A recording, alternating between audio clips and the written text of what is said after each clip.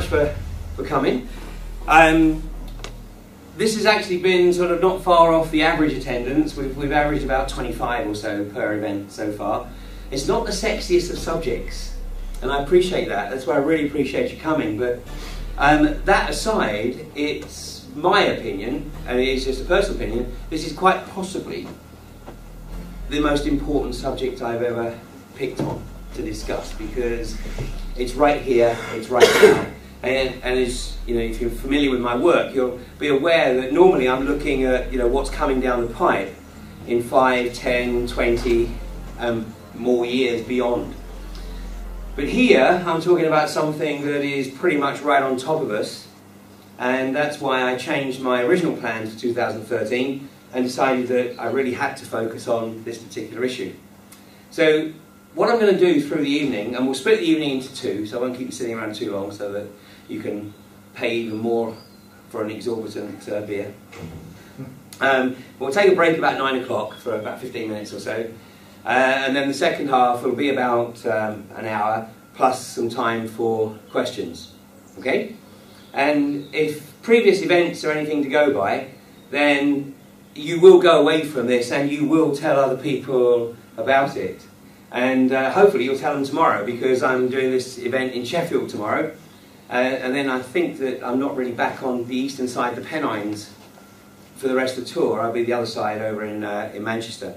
But as you'll see, that this area is perhaps, how should I say, a primary target. And yet very, very few people are aware of it.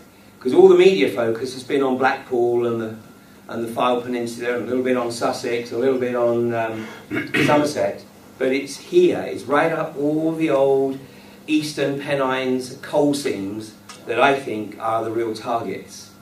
And it's a case of distract with Blackpool and then keep everyone thinking that it's the Lancashire issue, when in reality this is the real target.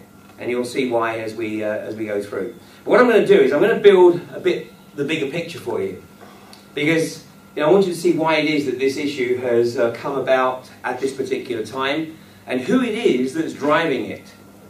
Because once you start to see some of the players involved, it helps to put some of the things in perspective, and maybe some of the things that are a sort of bit inexplicable, but when you see the deeper agenda, it'll fall into place. And why this is so important to us, just to really show you the core issue here.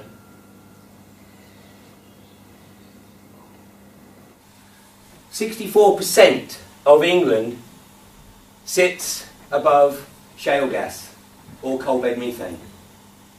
So the media is focused on here, for reasons that I'll explain as we go through, here, and to a lesser extent here and here, when I think this is the real target. And we just happen to be pretty much right in the middle of that, right here, right now. And yet, very, very few people are aware of it, and that is the deception. That's almost the brilliance of the deception, to keep people focused on another part of the country whilst they're really looking at here. But let's go back a few years. Let's go back 3 years. Because 3 years ago, I was focusing on another event. Remember this? The BP Deepwater Horizon disaster. And this was very significant for me for a number of reasons. Not least, the day before, I'd actually put out a newsletter stating that I had a strong sense that something was about to go down, something of great significance. And I had this feeling a couple of times before, and one in 2006 when I was in Chicago, and I've told that story elsewhere, and again in 2009. But this time in 2010, I really sensed that something was going to happen on April the 19th. And April the 19th is very significant in the occult calendar of those who think they're the rightful rulers of this planet. They got a bit ahead of themselves this year. They went with April the 15th instead of April the 19th. But April the 19th/20th is the day of sacrifice by fire. The birthday of Isis, And if we just go back 20 years, we look at the events that occurred on April the 19th/20th over that period. I'm just going to recount a few.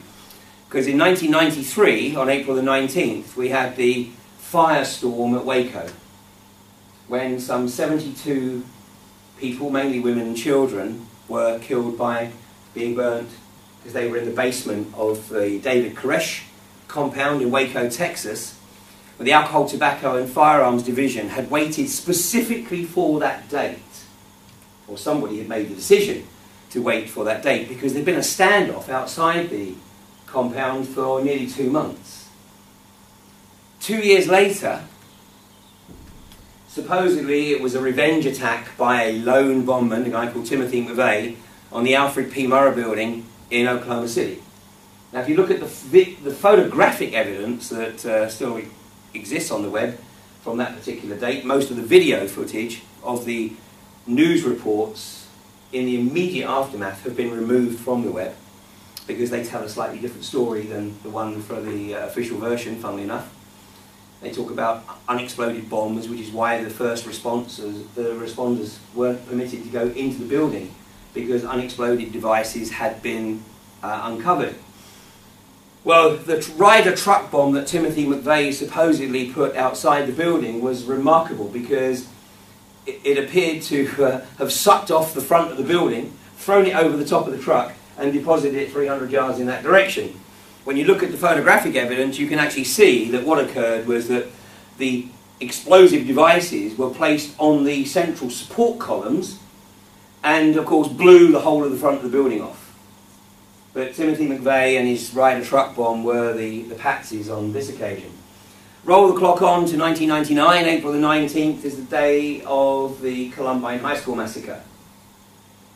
April 20th in 2005 was actually the day of Pope Benedict coming into office. And it was April 20th was Hitler's birthday, and it's the Queen's official birthday. Well, I had just had a sense in 2010 that something was going to go down, and I was holed up in a hotel room in Lisbon because I couldn't fly back to London because of a volcano that had gone off a few days before in Iceland, and was supposedly putting an ash cloud across the northern European skies. And you should remember that period because it's the clearest skies anybody's ever seen in years. And Lisbon wasn't too bad either, but you know, I really wanted to get home. I was on my way back from having visited my daughter in Mozambique. So it was the morning of April 21st when I woke up, and I had literally hundreds of emails from people who'd opened my newsletter asking if the event that occurred the night before was the event I'd been talking about. Well, I was reading the emails before I even knew what they were talking about, because I hadn't caught up with the event. And when I first discovered that this is what had happened the night before, at 9:20 in the evening in New Orleans time, so that was about, it would have been about 2:20 in the morning European time, I was reluctant to say that this was the event, because there was no evidence to suggest that this was the event that I'd been talking about. But it had resulted in the loss of 11 lives. But of course, fortunately, no women and children on this occasion. Well, it took me 7 weeks. 7 weeks to really nail down the fact that this was not an accident. And I focused on a couple of individuals. This guy definitely wasn't involved. This guy was the guy who was the most senior person on the rig at the time. In fact, at the time, he's retired now, but at the time he was one of the most experienced company men, i.e. the senior supervisors in the BP deepwater drilling fleet. And inexplicably, he was taken off the rig on April the 16th. And this photograph is of him giving evidence before the Gulf Coast Commission. And when you watch the video footage of him giving evidence, you can see from, and hear from the tone of his voice and the body language, that he's not really convinced about the reason that he was taken off the rig. Supposedly he was taken off because his safety certificate was coming up for renewal, but it wasn't that critical, and yet the rig was, as we know, a bit of a rogue rig. There had been some problems with it, and this was exactly the guy that you really needed on the rig at that time, but he was taken off. This is his counterpart, because the company men on the rig work 12 hours on, 12 hours off. And so this was his counterpart, and he obviously would have deferred to this guy. Well, this guy was replaced by a guy called Bob Kaluza, who was one of the least experienced men in the BP deepwater drilling fleet. And I'm not going to go through the whole saga tonight, but there are at least 3 decisions that he made between his arrival on the rig on April the 16th and the explosion at 9:20 in the evening on April 20th that absolutely defy belief. And the ultimate decision that absolutely defies any comprehension is that 2 of the engineers from my former company, Schlumberger, were on that rig. And they were on that rig to run what is called the cement bond log.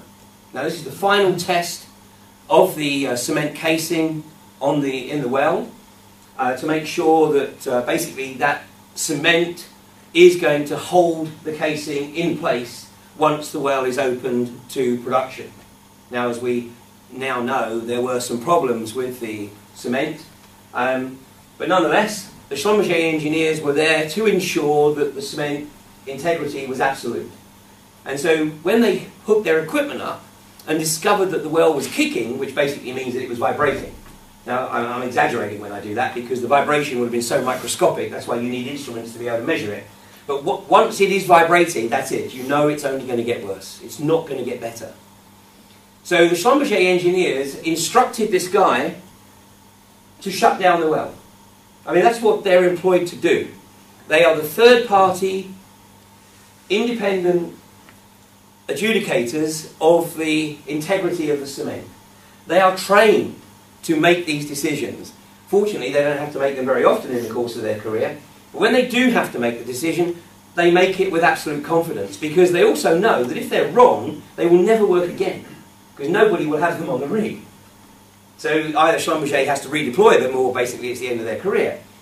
But consequently, I mean, because of their training, these guys know that when they make this decision, it is the only decision that can be made. And like I said, if they are wrong, I mean, Schlumberger actually has to pick up the tab for all the reparations to get the rig back on track again. But in this case, Bob Kaluza turned around and said, "Not on my watch." Now this is absolutely inexplicable. You know, here was an opportunity to shut the well in. He was being told that there was only one possible outcome of this, and that was that the well was going to blow. Now he may have felt under some pressure, because believe it or not, there was a whole bunch of senior BP dignitaries on the rig who were there because the rig crew were going to be given a safety award the following day. How ironic is that? Anyway, the bottom line is he didn't shut the well in, and the Schlumberger engineers were totally spooked because they knew what was going to happen. So it's a matter of public record that the Schlumberger engineers called their boss in New Orleans, who immediately understood the magnitude of the situation. And whether or not that Schlumberger boss in New Orleans called BP, we don't know. But what he did do was he chartered a helicopter and had the helicopter flown out to the rig. And it's, like I said, a matter of public record that the Schlumberger engineers were evacuated from the rig at 11 o'clock on the morning of April 20th. 10.5 hours later, the rig blew, with a loss of 11 lives. Well, I immediately started to drill through the evidence that was available because, you know, thanks to the web, a lot of people were getting their accounts onto the web. You know, a lot of people who were working on the rig wanting to make sure that everybody knew that they had nothing to do with it. This guy, though, wasn't posting very much at all, but what was very clear was that this guy had some very, very difficult questions that needed to be answered. The problem was that when Obama set up the Gulf Coast Commission, which he instructed the Coast Guard, the US Coast Guard, to chair, the Coast Guard very quickly ran into a problem, because this guy pleaded the Fifth Amendment, which is the opportunity under the US Constitution that any individual charged with a crime or suspected of having perpetrated a criminal offence can elect to say nothing, on the grounds that anything they do say might actually incriminate them, and therefore, you know, they're best remain silent. Well, not only that, but Halliburton refused to identify the cementing engineer that was on the rig, and Schlumberger refused to identify the cementing engineers that were on the rig.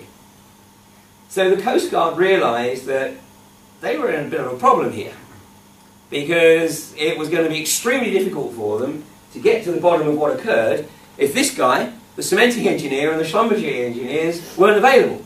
It was going to be a bit of a charade.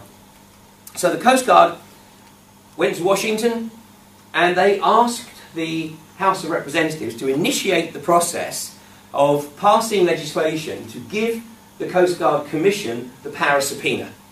Now that means the power to demand that these guys present themselves, demand that Halliburton and Schlumberger present the persons of interest that have been identified, and of course demand that they actually answer any question that the Coast Guard put to them.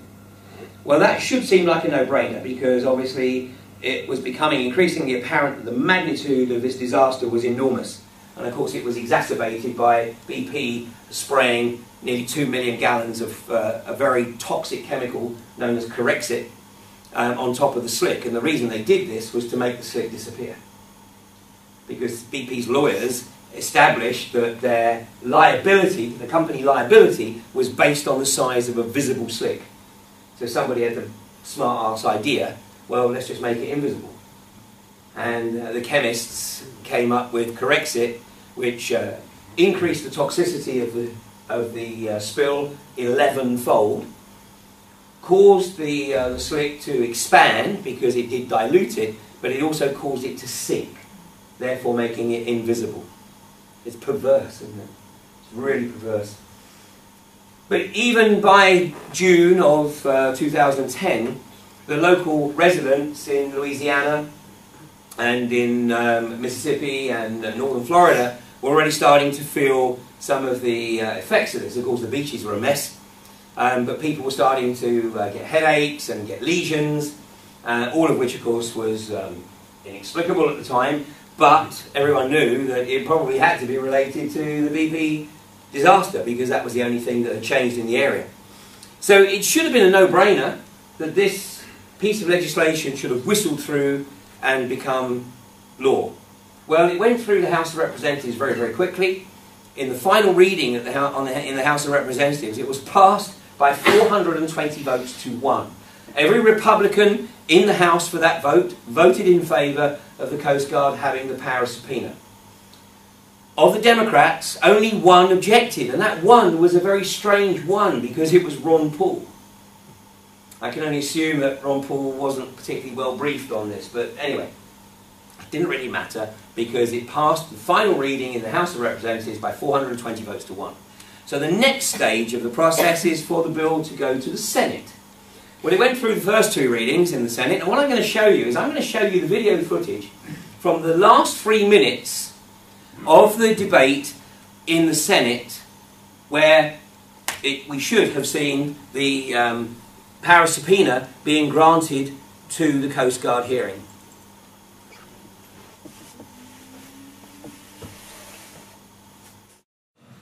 Madam President, I ask unanimous consent that the Judiciary Committee be discharged of S-3462, a bill to provide subpoena power to the National Commission on the British Petroleum Oil Spill in the Gulf of Mexico, and that the Senate then proceed to its consideration.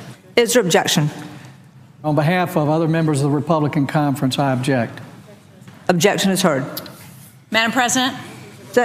Senator from New Hampshire. Madam President, I ask unanimous consent the Senate proceed to the immediate consideration of calendar number 442 H.R. 5481, a bill to give subpoena power to the National Commission on the BP Deepwater Horizon oil spill and offshore drilling, that the bill be read a 3rd time and passed, and the motion to consider be laid upon the table with no intervening action or debate. This is legislation that passed the House 420 to 1. Is there objection? On behalf of other members of the Republican Conference, I object. The objection is heard. Madam President, the Senator from New Hampshire. I don't understand what is so objectionable. In the House, 169 Republicans voted in favor of giving the Presidential Commission subpoena power. They understand how important that is, because this commission begins their investigation in the next few weeks. This should not be a partisan issue. I don't understand why my colleagues on the other side of the aisle are turning this into a partisan issue. I find it unbelievable that after everything the people of the Gulf region have endured and that this entire country has witnessed for over 2 months now, that anyone is still standing with the oil company that caused this disaster instead of the victims who are suffering from it. I hope the American people understand that this is a clear contrast between who stands on your side and who stands on the side of special interests. How is it possible that members of this chamber find it difficult when the House of Representatives, in a near unanimous vote, could say that the subpoena powers necessary for the commission to be able to get to the bottom of what happened could pass unanimously there, save for one vote, and yet cannot even proceed here? Cannot even proceed here. This isn't rocket science. It's common sense to most Americans. We need to fully learn the lessons of this disaster with a thorough investigation, not protect oil companies from having their negligence exposed. We need to get answers from BP and Transocean and Halliburton and everyone else, including the federal agencies, not give apologies to them, as I have seen Republicans suggest that we should apologize to BP for making sure that the residents of the Gulf region are held whole. We need to know the truth, and the commission needs subpoena power to get the truth. So who are you protecting? And what are we hiding here? So do you appreciate what it is that you've just witnessed? What you have just seen is prima facie evidence that the US is controlled by the corporations. So it's a corporatocracy, which just so happens to be the definition of fascism. So here was the Senate effectively shutting down the Gulf Coast Commission from being able to get to the bottom of what occurred. Now, I recorded a presentation called BP Population Reduction and the End of an Age in early July of 2010. And when I put that presentation on Amazon, Amazon managed to hide it for nearly 7 months. It wasn't until February of 2011 that it was actually visible on my Amazon shop. And it was many phone calls and many emails before Amazon suddenly decided that there was a technical problem, and it was now resolved and it became visible. But the reason these two guys were in silhouette is because BP had managed to remove every single photograph of these guys from the web. Now I know that the photographs were there because when I was first doing this research in the immediate aftermath of the disaster, the photographs were certainly there. Unfortunately, I didn't actually save them at that time because it never occurred to me that BP would manage to get them all removed. But the good news is that I can now show you the photographs of these guys. Well, a lot happened in the meantime, but if you Google Ian Crane BP, or BP disaster, you will find a whole bunch of websites which claim that I have been served with a $10 million lawsuit. Well, let me just put the record straight. First of all, it's a crock of crap. The lawsuit doesn't exist. But what does exist is about 20 or 30 websites that were created almost overnight, all saying that I and a journalist by the name of Deborah Dupre in the US had been served with this lawsuit. And the specific reference to me was that I had allegedly illegally recorded a telephone conversation. Well, here's the actual facts. I did record a telephone conversation, but I'm not stupid enough to contravene Florida law. So there was a particular individual who I wanted to speak to, and I sent him an email asking him to call me, and I was actually quite surprised when he did call me. But when he called me and I answered the phone, I told him that I wasn't available to speak to him at that particular moment, and that I would have to call him back in about 20 minutes. Had I recorded the conversation when he called me, the call would have been covered by Florida law, in which case it would indeed have been illegal to record that telephone conversation without his express permission. But when I called him back, the call was covered by UK law. And in the UK, it is not illegal to record a telephone conversation without the other party's permission, but it is illegal to share that recording with anybody else without the other party's permission, unless the other party is a judge. Well, the whole point of these massive emails being put on the web was to literally ensure that anybody Googling Ian Crane BP would immediately see that I'd been served with a $10 million lawsuit, and therefore to marginalise anything that I was putting out on the subject. And the purpose of that was because the particular individual concerned absolutely wanted to make sure that that phone call did not go into the public domain. So funnily enough, I have some very, very deep concerns and suspicions about that particular individual and what he was doing in the Gulf Coast in the immediate aftermath of the Deepwater Horizon disaster. My suspicion is that he was not necessarily directly on the payroll of BP, but probably through various agencies, and his role was to make sure that anyone getting a bit too close to the truth was effectively derailed. In the BP accounts for the post-Deepwater Horizon period, there's a line in those accounts which actually says behavioural adjustment payments, of which $52 million has been paid out. Well, this is hush money. A lot of that money has been paid to universities around the Gulf Coast to make sure that all the faculties in those universities do not take a specific interest in BP or in the Deepwater Horizon disaster. Because the funding that BP offer obviously is tied with clauses that ensure that they don't actually make any negative comment about BP's activities in the Gulf of Mexico. For individuals, if an individual started to speak to the press or get YouTube videos out talking about their particular experiences, then they'd get a visit from BP, and basically it was, how much? How much do you want? And with the money, and not everyone took it, that's for sure, but with the money you signed a clause basically stating that you would not in any way, shape or form criticise BP. This is behavioural adjustment payments. Now remember that, because we're going to see the British version of behavioural adjustment payments a bit later on tonight.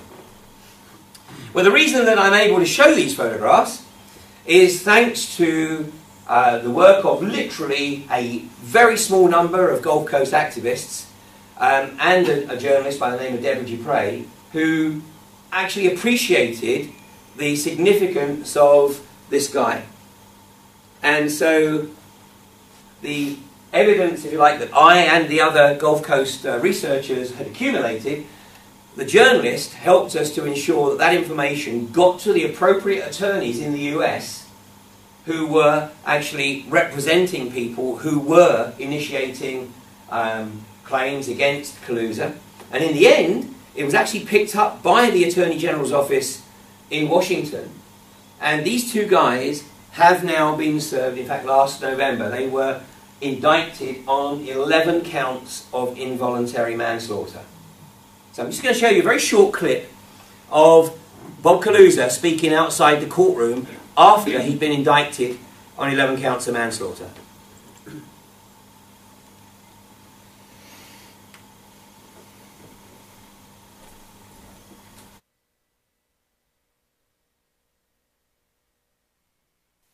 Sean Clark, and with me are Bob Kaluza and David Gerger. Thank you all for being here, and the first thing that we would like is Bob would like to say a few words to you. I think I think about the tragedy of the Deepwater Horizon every day. But I did not cause this tragedy. I'm innocent, and I put my trust, reputation, and future in the hands of the judge and the jury. Thank you. Thank you, Bob. Everyone whose life has been affected by this tragedy deserves justice. But justice must be based on truth. and this indictment isn't true. Bob Kaluza and Don Vidrine are innocent of the charges against them. Bob and Don did their jobs, they did them correctly, and they did them in accordance with their training. Some interesting doublespeak there. Bob and Don did their jobs, they did them correctly, and they did them in accordance with their training. Well, that would be the base point at which I would start the questioning from there, as to exactly what it was that they've been trained to do, particularly this guy. But Louisiana isn't exactly renowned as having the most robust legal system on the planet. So we've got a long, long, long way to go here, and the likelihood of it actually coming to court in January of 2014, which is when it's scheduled to come to court, is actually probably quite remote.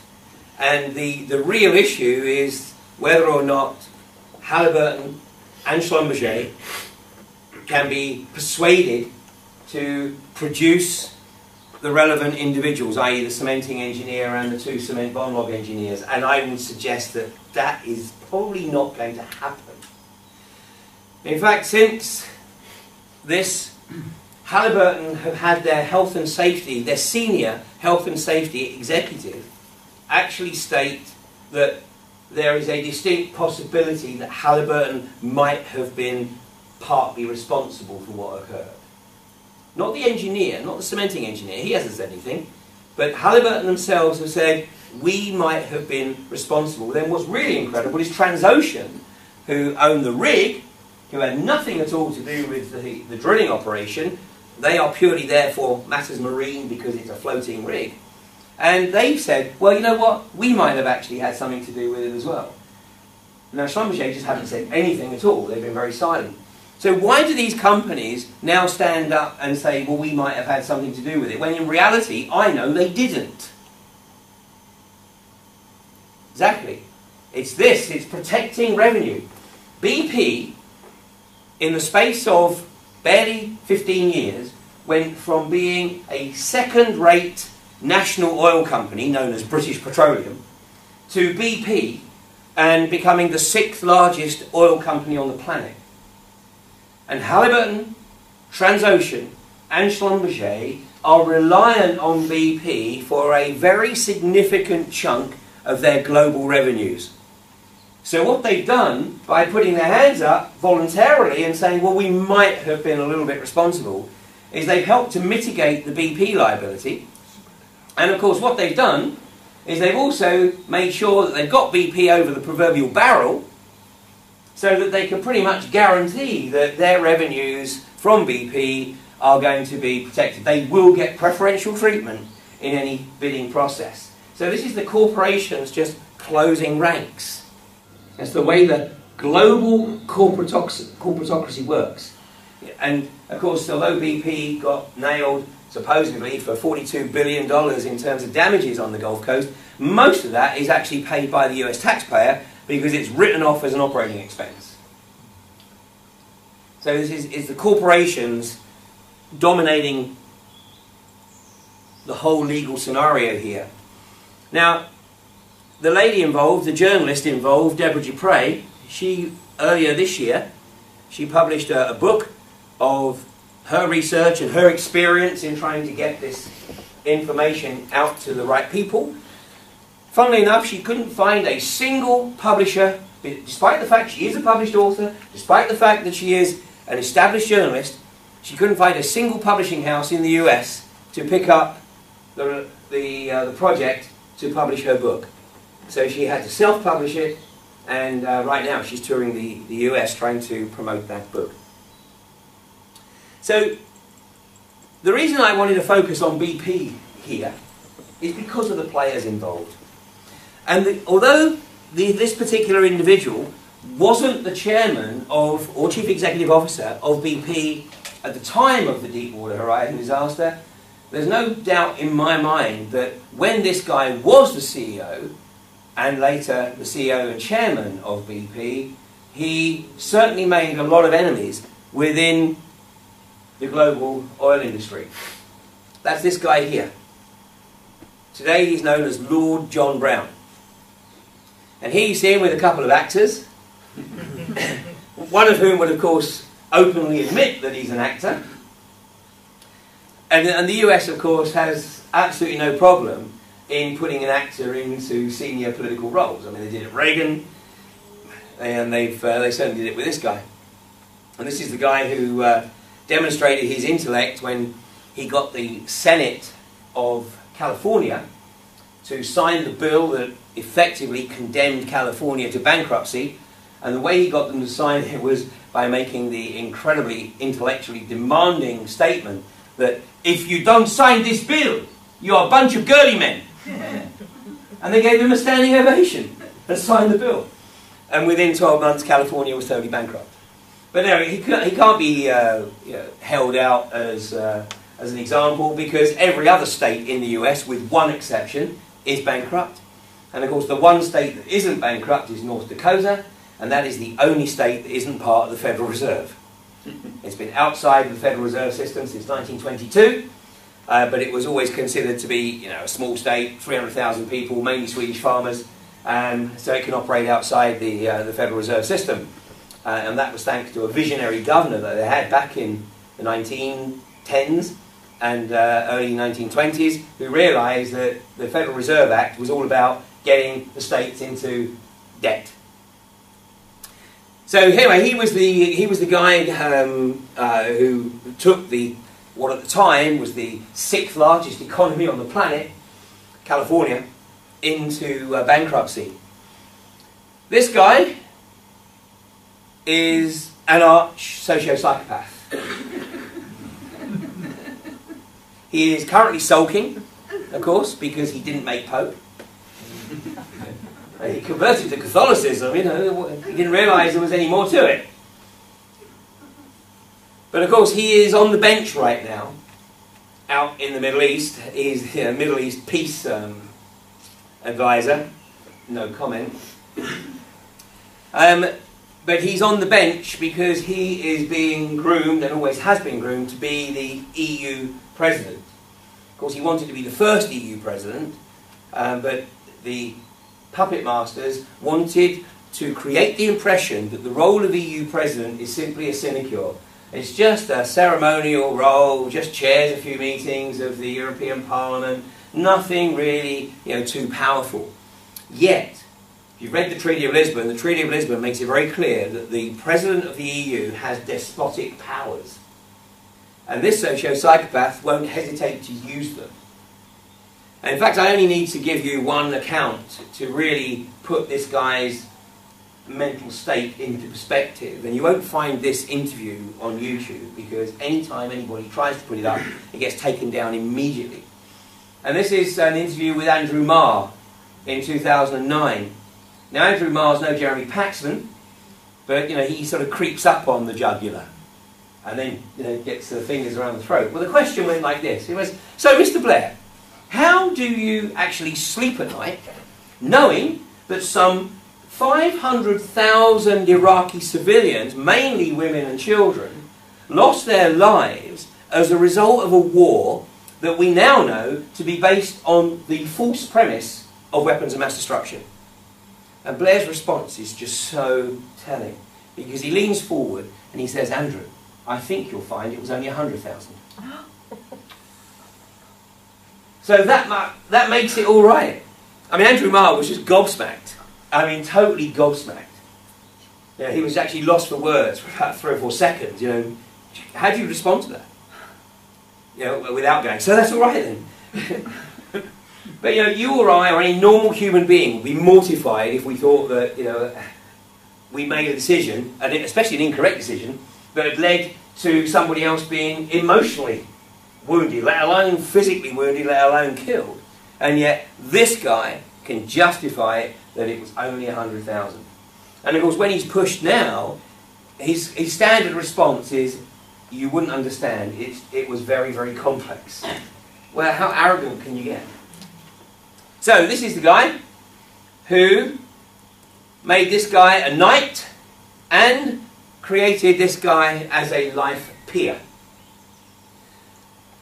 His track record at BP, if you just look at the pure business aspect in terms of profitability, was indeed exceptional. but at what cost? He spent his entire career at BP, having joined BP straight out of college from Cambridge, and worked his way up through the ranks, and at a very young age was appointed Chief Executive Officer. Whilst he was Chief Executive Officer, he had a very interesting mentor, who I'll introduce you to in just a second. But then latterly he was Chairman and Chief Executive Officer, and whilst he was in that role, he was predatory. That was how he took BP from being a second-rate national oil company to the 6th largest oil company on the planet. He was absolutely predatory. He didn't allow anything to get in his way. It was always through acquisition. And in fact, he created a situation where other major American oil companies, particularly Exxon, were also forced to become predatory because they wanted to ensure that they could compete on an even footing with BP. So consequently, I think that there was an element of targeting BP for the BP Deepwater Horizon disaster as a way of getting back at this guy's predatory approach in terms of buying up American oil companies such as Amoco and Arco, and dominating the North Slope of Alaska. But he was out of the frame a little while, about 2007. He actually announced that he would retire in 2008. He made that announcement in 2006.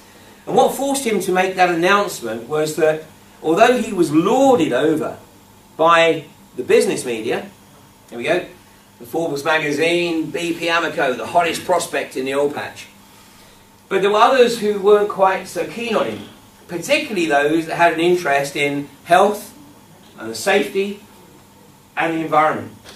Because this guy's mantra was profit before all else. An example of this is when BP took over the companies working on the North Slope of Alaska.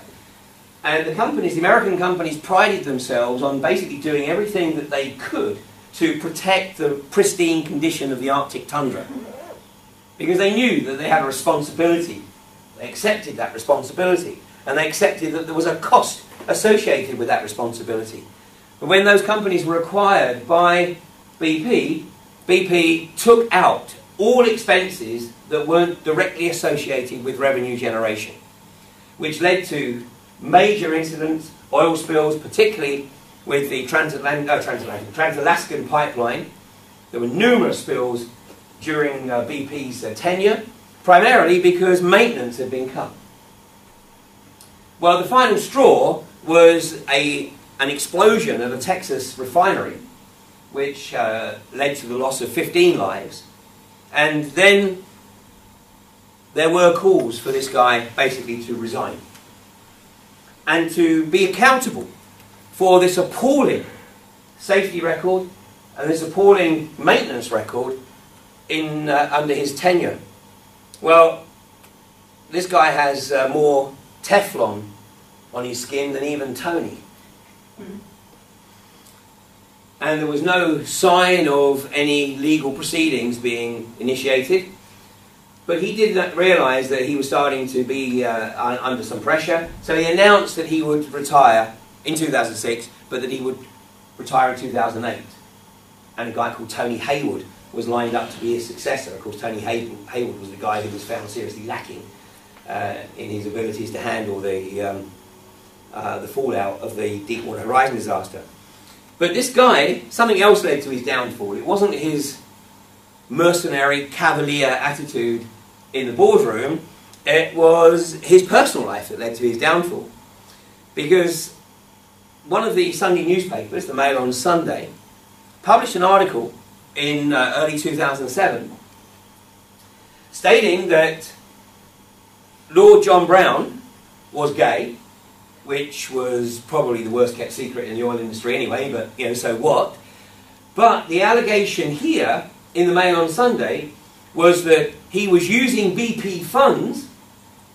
He was effectively claiming expenses to finance his gay lover's lifestyle. Well, the other allegation made by the Mail on Sunday was that he had actually met his gay lover on a gay dating website known as Booted and Suited. Now, he didn't challenge the allegation over his sexuality. Smart move.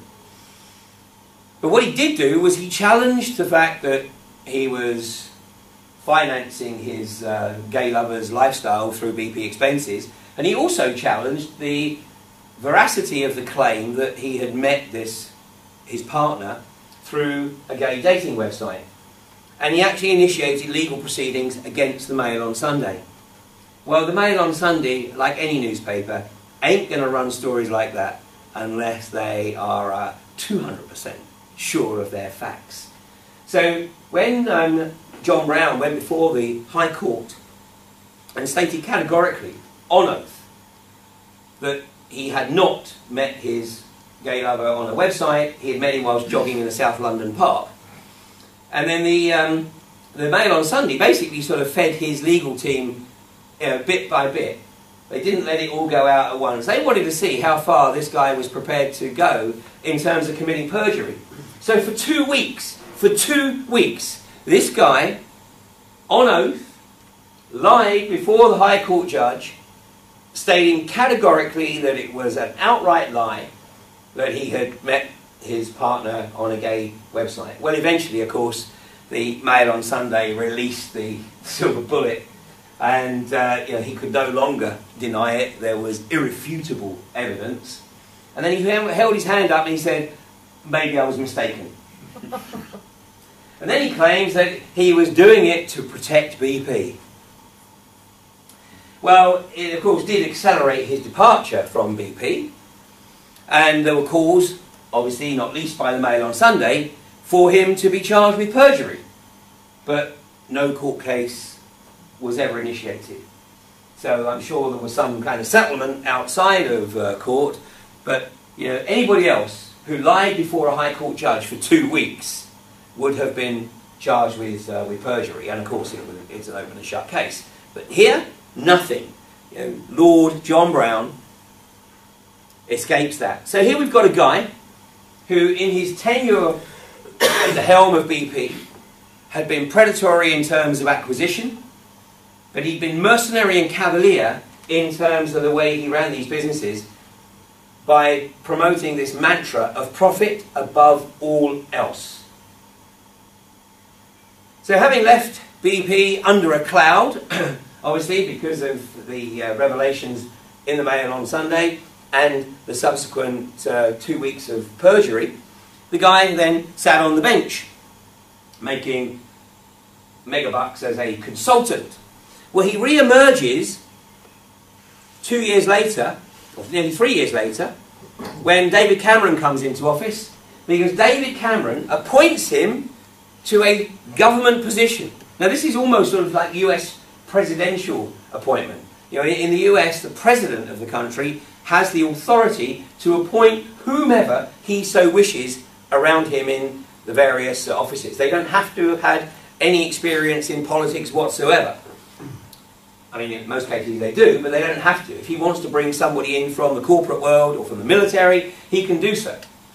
In the UK, our tradition is that the people on the cabinet are at least elected. They are elected individuals, and okay, you can argue that that somewhat restricts the talent pool, but nonetheless, it generally works. But here, David Cameron appoints BP Chief John Brown, controversial choice for super director post, get this, intended to inject business ethos into government. Business ethos.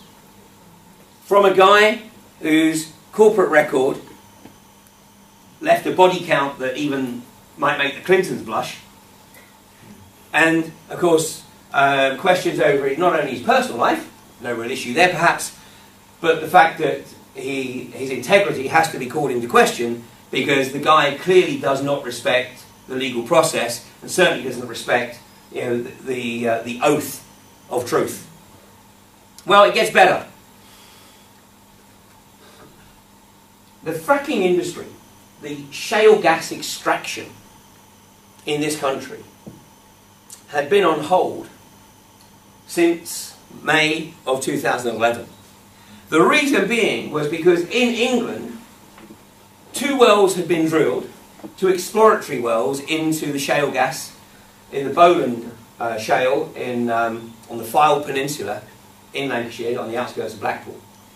And these two wells had been fracked. Now, I'm going to explain the fracking process in a second. I can assure you at the end of the evening, you will know more about fracking than almost anyone sitting in the House of Commons.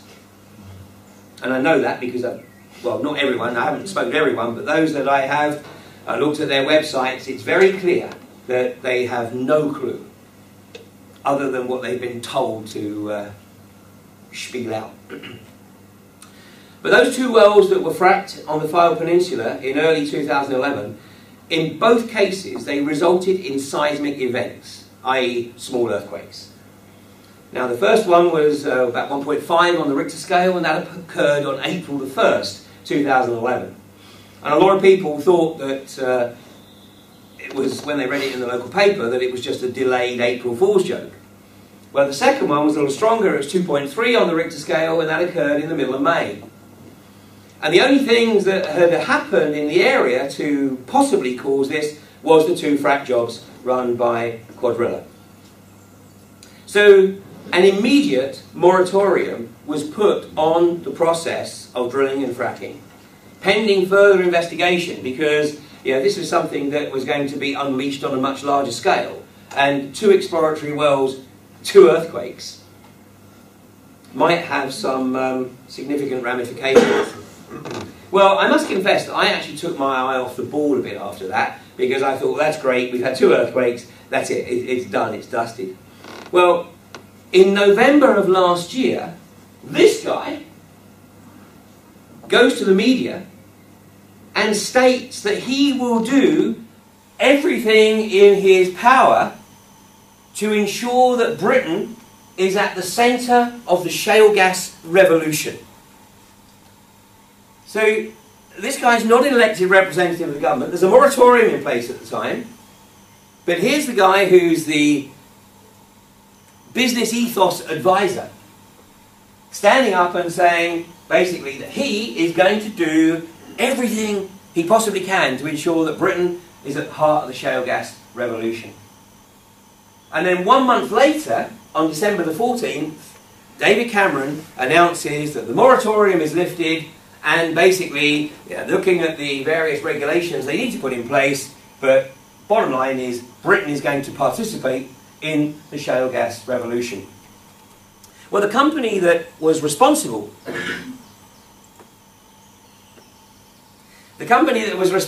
for the drilling and fracking in the Fylde Peninsula was this company, Quadrilla Resources.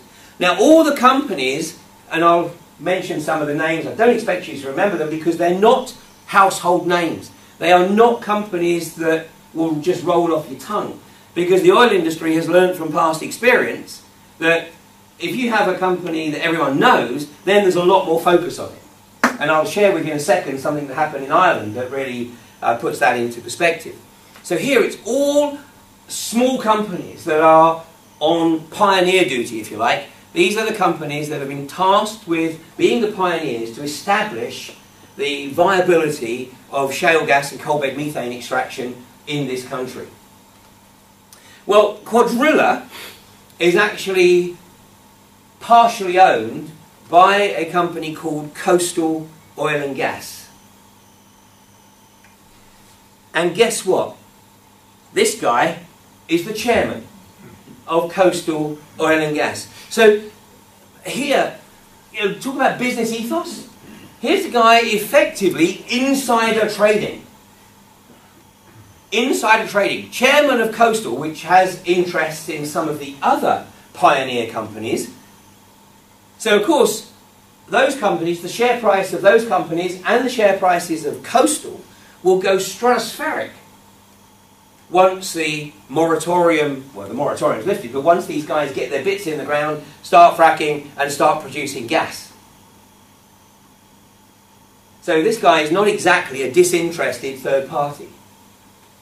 I mean, you can't see all this, but I mean, the guy's connections are well, very, very significant. But that shouldn't really be any surprise, because his mentor when he was at BP was this guy. This is a guy called Peter Sutherland. And an Irishman by accident of birth. But in fact, he was the youngest Attorney General in the Irish government at the time, in his day. And that was the start of his political career. Now, the role of Attorney General is to make sure that the government of the day upholds the law and respects the Constitution. But this guy was clearly in that job to learn how to undermine the Irish Constitution. And when this guy was interviewed by the BBC last year in June, he stated categorically that his vision is the abolition and eradication of the nation state and of a world governed by the corporations. He makes no secret about it at all. Well, this guy's connectivity is very significant. Let me just introduce you to a few of his connections. There was the youngest Attorney General. After he left the Irish government, he went to Europe, to Brussels, and became an unelected EU Commissioner. Whilst he was in the role of EU Commissioner, he chaired the GATT talks. Now, he was still in his mid-40s at the time, which the GATT talks was the General Agreement on Trade Tariffs. And immediately after that, he was appointed to the World Trade Organization. In fact, he was the founding Director General of the World Trade Organization in 1994. He's also been chairman of Allied Irish Banks. He's not only a member of the Trilateral Commission, which is, of course, the Rockefeller global think tank. He is the chairman of the European branch of the Trilateral Commission. Former chairman of BP. He was on the board of Royal Bank of Scotland when it collapsed.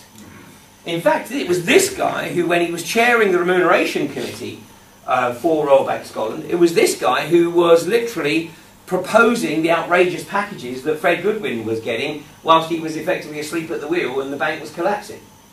When the bank was taken into public ownership, when it collapsed, of course Peter Southern was asked to leave the board, but he took a fairly chunky payoff at the same time.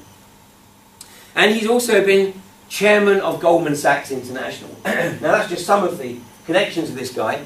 But let me show you another chart.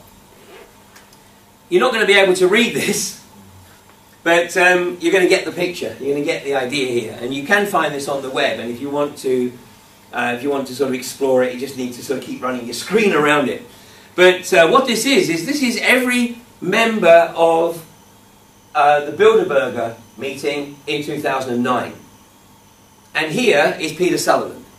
Now, anybody who tells you that the Bilderberger meetings are just a lunch club of random individuals selected to sort of come along and chew the cud for a few days, well, they're just delusional. I mean, this here shows you the incestuous connectivity of all of the people that attend the Bilderberger meetings. And of course, these guys are invited to attend because they are so well connected. And the purpose of the Bilderberger meeting is to give these guys their marching orders for the coming year.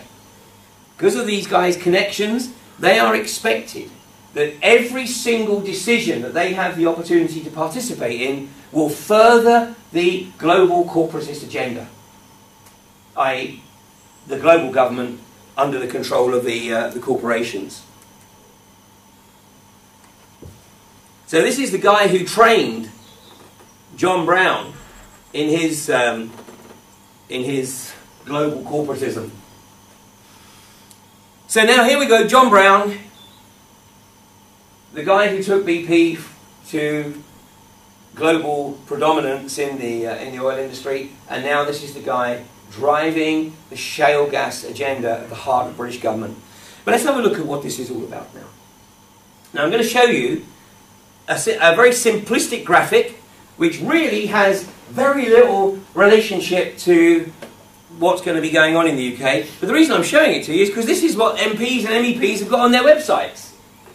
It's like, let's oversimplify this so that we can delude the public into thinking that it's all safe, it's all simple, and they've got nothing to worry about. So what you see here in this very simplistic graphic is a vertical well. I mean, let me just make the observation, there's no such thing as a vertical well, a truly vertical well, because the motor on the drill bit, as it descends, it drags the drill string in a gentle spiral.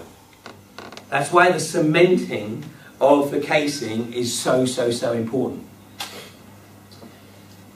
What you see down here is the vertical well, and then instead of just being perforated, because when you're going into conventional geology or a conventional reservoir and you're sinking a conventional well, you sink the casing, you secure the casing from the surrounding geology by the cement process, and then you perforate the well. In other words, you blast holes into the casing of the cement, so you create a pathway for the oil or the gas that is contained within that geological strata to come into the well and, of course, migrate to the surface. And it does that because in a natural reservoir, a conventional reservoir, then the oil or the gas is under natural pressure, and once you open the well, it will be forced up the well because that's the path of least resistance. But shale gas and coal bed methane is not found in conventional geology. It's found in what's called tight geology. It was a pretty good description, because what that means is that it's not naturally porous. So if you simply sink a well into tight geology, you perforate the casing, you might get a dribble, if you're lucky, because there's no natural pressure, there's not enough natural pressure to force it to the surface. So what you've got to do is you've got to create artificial porosity by fracturing the geology. And what this overly simplistic graphic is supposed to show is that the geology has been opened up, and as it's opened up, it's kept open with sand that's in the frac fluid, and then once that's opened, then hey presto, the oil and the gas moves to the surface. But like I said, that bears no relationship whatsoever to the reality. It's a pathetic graphic, but that's the one that you'll find on the websites of various MPs and MEPs. So what I'm going to do now is I'm going to show you a short animation. Now this is an animation from a Canadian gas company, but it's one of the best that I've seen in terms of explaining the actual process of drilling and then perforating and fracturing a horizontal well for the sole purpose of extracting shale gas from tight geology. And this will enable us to understand the process and for you to start seeing some of the concerns that we have here. And then after the break, we're going to actually look at some video footage from the US and from Australia that will be irrefutable evidence to show the magnitude of the concerns that I had. And by the way, the video footage I'm going to show you, the politicians and the oil industry denies exists. This is the only way they can deal with it. It's called institutional denial. You just keep denying in the hope that the vast majority of people will believe their denial and won't look for themselves. Now, you're going to have to sort of forgive the commentator, because the commentator, of course, is loading the superlatives like how wonderful the process is, how clean the energy, etc., etc. Forget all that. The real significance here is the actual drilling and fracking process.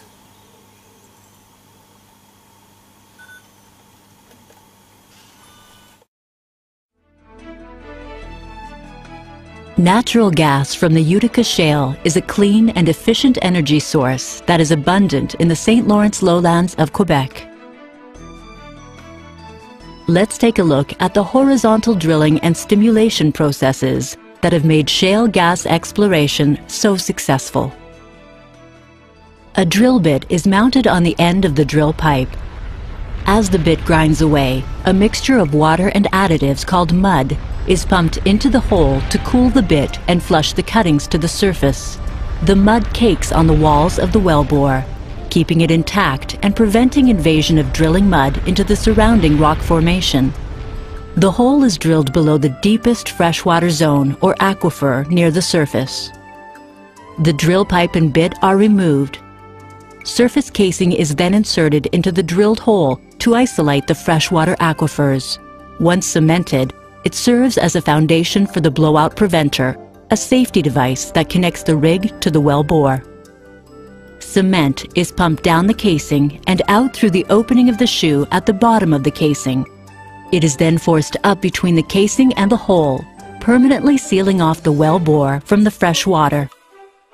Once the blowout preventers are installed, the pipe and bit are lowered back down the hole to drill through the plug and cement and continue the vertical section of the well, to approximately 300 meters above the planned horizontal leg. This depth is called the kickoff point, where the curve will begin so that the horizontal section can be drilled. Up to this point, the process is the same as drilling a vertical well. Again, the pipe and bit are pulled out of the hole, and a downhole drilling motor with measurement well drilling instruments is lowered back into the hole to begin the angle building process. The distance to make the curve from the kickoff point to where the well bore becomes horizontal is typically just under 300 meters. Once the curve is completed, drilling begins on the well's horizontal section called the lateral. The pipe used to drill the well measures 9 meters in length, and each length weighs approximately 224 kilograms. It takes over 350 pieces of pipe, weighing nearly 79 tons, to drill a 3,200-meter well. At various stages of drilling, the pipe is taken out of the hole for tool and bit changes and put back in. This process is called tripping pipe. When the targeted distance is reached, the drill pipe and bit are removed from the well bore one last time. Production casing is now inserted into the full length of the well bore. Cement is again pumped down the casing and out through the hole in the casing shoe, forcing the cement up between the casing and the wall of the hole, filling the open space known as the annulus. Casing the well is a very important process because it permanently secures the well bore, and it prevents hydrocarbons and other fluids from seeping out into the formation as they are brought to the surface. At this point, the drilling rig is no longer needed. A temporary wellhead is installed, and the location is prepared for the service crew, who will perf, frack, and prepare the well for production. The first of these steps is to perf or perforate the casing. A perforating gun is inserted into the casing to the targeted section of the horizontal leg. An electrical current is sent down the wire line to the perf gun and sets off a charge that shoots small holes through the casing and cement. Now at this point, this is a conventional well. Okay, if this was in a normal geology, a normal hydrocarbon bearing geology, you drill into the geology and you open the well via the perforation process. A conventional well. And I would have no real problem with that. It's the next stage that is the problem. And out a short distance into the shale formation. The perf gun is then pulled out of the hole. Next, because shale is tight or compressed, the well will have to be fracked. Known as hydraulic fracturing, this is a process where water, sand, and additives are pumped into the wellbore and down the casing under extremely high pressure. Water and sand make up over 99% of this frac fluid. The remainder consists of compounds commonly found in consumer products. As the mixture is forced out through the perforations and into the surrounding rock, pressure causes the shale to fracture. This creates a pathway connecting the reservoir to the well and allows the gas to flow to the well bore. Next, a temporary plug is used to close off or isolate the perforated and fracked section of the well bore, so that the next stages of the horizontal leg can be perforated and fracked.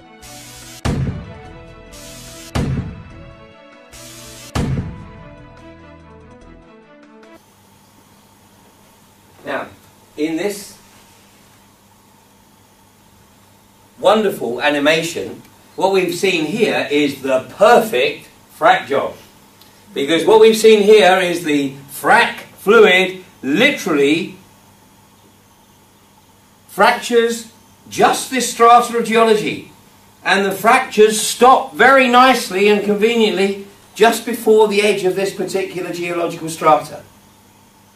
So in this illustration, if this occurred in reality, it should be reasonable to assume that 100% of what you've pumped down the hole should be recoverable, plus of course the debris from the fractures here. But now let's put a few things in perspective, because in the first instance, no geologist, no petroleum engineer and no chemist can absolutely guarantee how much of the geology is going to actually be fractured. consequently, it's actually considered to be an outstanding frack job if 50% of what is pumped down the hole is recovered. But let's start putting a few things into perspective here. Anyone got any idea how much water it takes to run a drilling and frack job? Yep, millions. Millions of gallons. In fact, there was a record set in Michigan a few weeks ago where a single well to be drilled and fractured took 21 million gallons of water. They're going to frack another one in a few weeks close by that's going to take 16 million gallons of water. But the average is about 4 million. But let's assume that the wells here are going to be less than demand and consume less than the average. So let's assume that they require 2 million gallons of water. But what you've seen here is a single horizontal section. The reality is that from each vertical section there will probably be 8 horizontal sections going off of that. So we are looking at potentially 16 million gallons of water being consumed into the well, of which only a half would be recoverable. But once it is converted into a frac fluid, it's no longer water. Although the oil industry loosely calls it water, or water-rich is actually the term they use, water-rich, but that's like saying rat poison is sugar-rich. In the commentary you heard that the frac fluid is 99.5% water and sand. The reality is it's more likely 95% water and sand and 5% additives. And the commentator also said the additives are just normal products found in domestic products. Well, you know, paint thinner is a domestic product. Paint thinners contain xylenes. Xylenes are illegal to be put down the drain. So in other words, if you're using paint thinner in the house, it is illegal to pour the paint thinner down the drain because the breakdown of xylenes is nigh on impossible. It just takes thousands of years. So it's illegal, yet it's a normal household product. So this is, again, this is how they use the language to obfuscate, to deceive, to keep people thinking that there's nothing to worry about. Now let's, again, put it in perspective. It's 5%. 5% of 2 million gallons. 5% of 2 million gallons? I think it's about 100,000. 100,000 gallons of additive. So we're not talking a beaker full, we're talking a significant chunk. Now, in the US, they are draining the Great Lakes. They are using the water out of the Great Lakes because to frack, you must use fresh water. You cannot use salt water because the salt is abrasive and it creates friction. And obviously, one of the nicknames for a frack fluid is slick water because you want to be able to pump it down hole without any loss of pressure. You want as much pressure at the bottom as you're pumping at the top.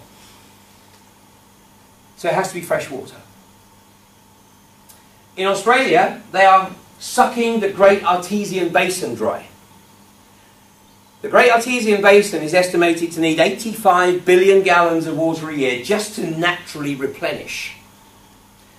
But the Australian government has authorised the extraction companies, the gas companies and the mining companies, to remove 500 billion gallons of water a year from the Great Artesian Basin. That is 6 times the amount that it needs to naturally replenish. So in the US they have the Great Lakes and they have the Great Rivers. And of course they have a very thinly, densely populated country compared to the UK. The same with Australia. They have the Great Artesian Basin, but it's also a very thinly populated country, apart from obviously the city areas. This country is not thinly populated. To put it in perspective, Colorado, which is right at the forefront of the shale gas industry in the US, Colorado is just a little bit more than twice the size of England. Yet it has a population of 1/10 that of England. So England is 20 times more densely populated than Colorado. And we're going to look at some of the effects of fracking industry on that thinly populated population in Colorado and also in northern New Mexico.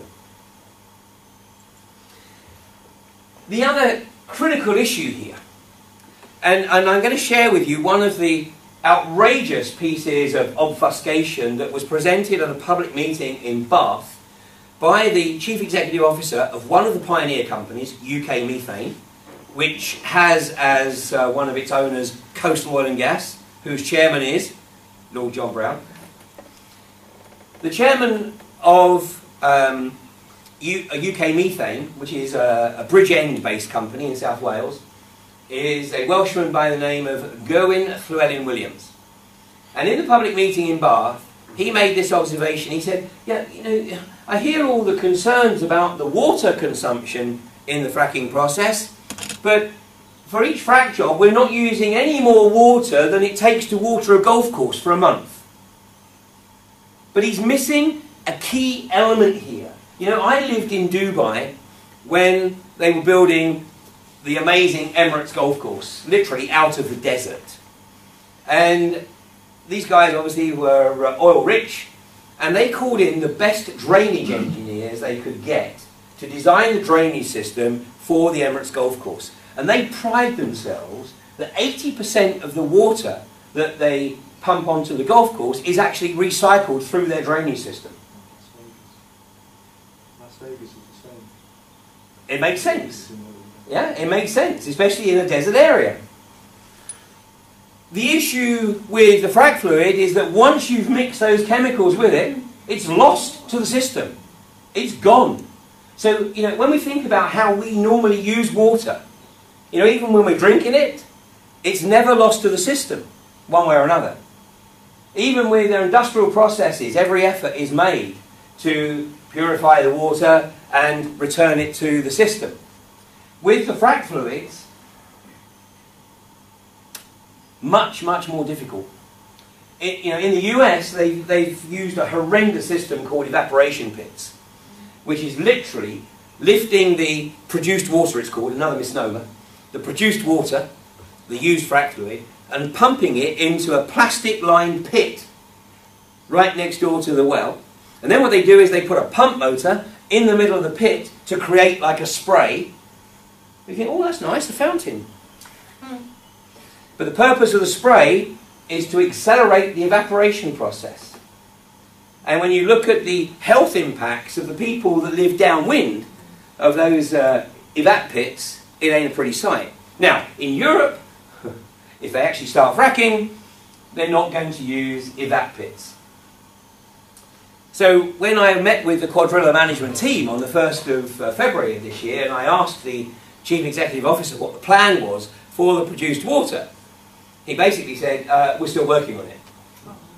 The short-term plan is to put the produced water into double-skinned tanks whilst they think about it. Well, the company that actually purified the produced water from the first 2 frac jobs has actually declined to tender for any future business. Now that speaks volumes. Now what happened to the produced water from the first 2 frac jobs? Well, there's a Manchester-based company who did the purification, and then it was pumped into the Manchester Ship Canal, and as far as I understand, without any third-party oversight. So we are totally reliant on the integrity of the company in Manchester when they declare that, yeah, it was purified before we pumped it into the Manchester Ship Canal. Now, when I was with the Quadrilla management team, I was particularly interested in one of the individuals, a guy called Mark Miller, because he actually used to work for my former company, Schlumberger. Now, I didn't know him when he worked there, because he left the company in 1986. He worked in the US with Schlumberger, with Dow Schlumberger. I didn't go to the US until 1994. But you know, I knew that we would know some of the same people, because you know, in the US organisation, a lot of the people in Schlumberger had been there for, you know, basically since they left college. And this guy was standing talking to a group of local residents, and in response to one of the residents questions who asked him, he said, you know, what happens when frack fluid contaminates the water supply? And this guy turned round and said, there has never been a proven case. You've got to love the terminology. There has never been a proven case of frack fluids contaminating groundwater. And I have to tell you, at this point, I did actually sort of lose it a bit. Because it's just an outright lie. And I knew it was a lie. And I think I just said something like, you what? And I said, look, you know, why did you make that statement? Because I said this gentleman can actually go home and sit at his computer, and within about 3.5 nanoseconds, he can come up with evidence that frack fluids have contaminated water. And what he said was really incredible. He said, listen very carefully. He said, what I said is, there's never been a proven case. And, well, what he's really hanging his hat on, I think, is a piece of legislation that was introduced in 2005 by somebody who you might recognise, Uncle Dick Cheney, former Chief Executive Officer of Halliburton between 1995 and 2000, when he was, of course, sworn in on the White House lawn as Vice President. By the way, he was actually still on the Halliburton payroll for the duration of his Vice Presidency. But he wasn't allowed to take the salary, it was put into trust for him. But ostensibly, he's still on the payroll. And in 2005, this guy introduced what is known as the Halliburton loophole. All you've got to Google is Halliburton loophole. And you'll find a whole bunch of articles written on this. But this is when Congress passed the Energy Policy Act, the controversial clause that excluded nearly everything used in fracking from being regulated by the US Environmental Protection Agency. Well, in addition, Cheney ensured that the oil and gas industry was exempted from the Clean Water Act and the Clean Air Act. So when you're exempt from everything, yeah, how's anybody ever going to prove that, you know, because all the various agencies effectively close ranks. And I'll show you how they do that a bit later. But they close ranks and cover up their respective fellow corporate crimes.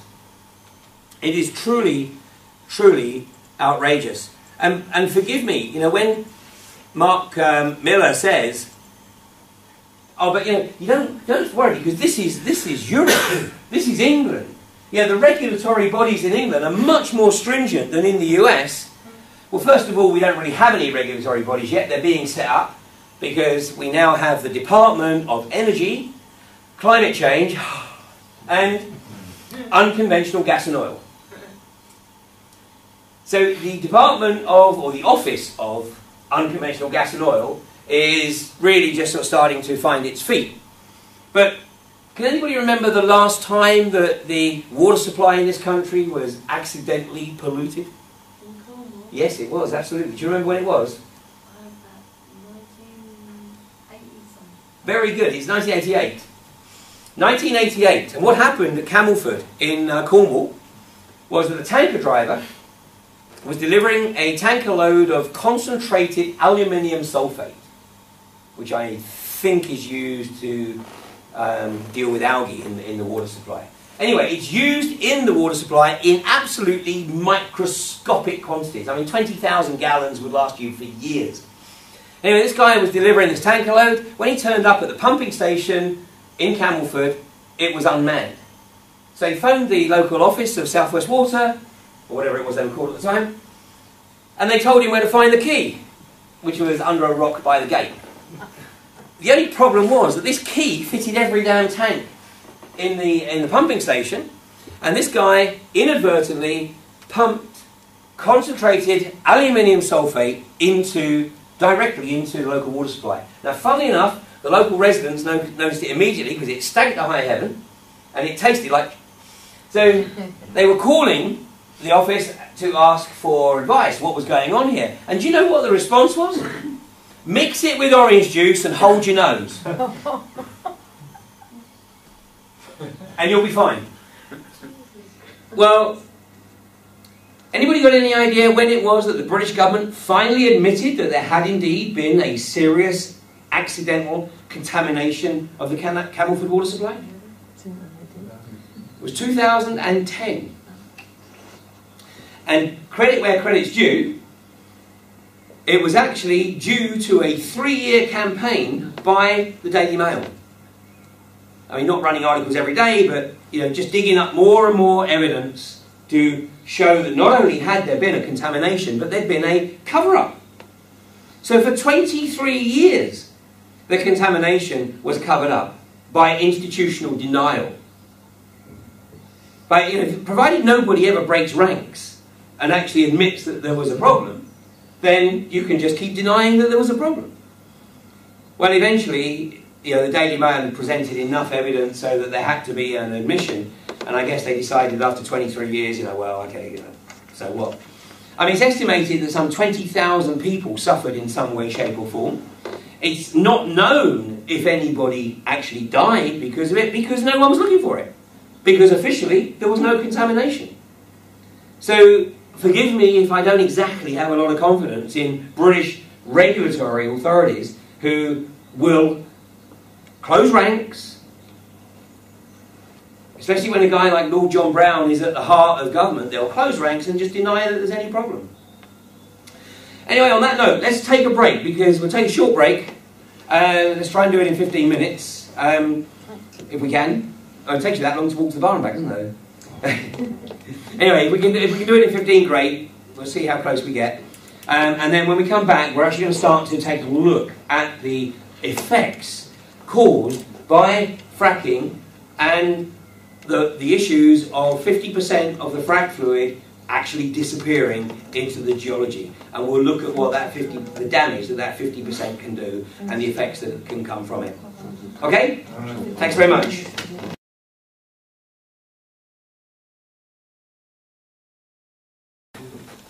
We're going to show you some actual footage from Australia. Now, none of the footage I'm going to show you from Australia is older than November 25th last year. And the reason that Australia is important is because the area that's been fracked in Australia, which is really northern New South Wales, southern Queensland, has only been fracked for the last 2.5, 3 years. So this is what happens in a relatively short space of time. When we start to look at the US, it's been going on for closer to 2 decades. But the reason Australia is so significant is because this has happened so quickly.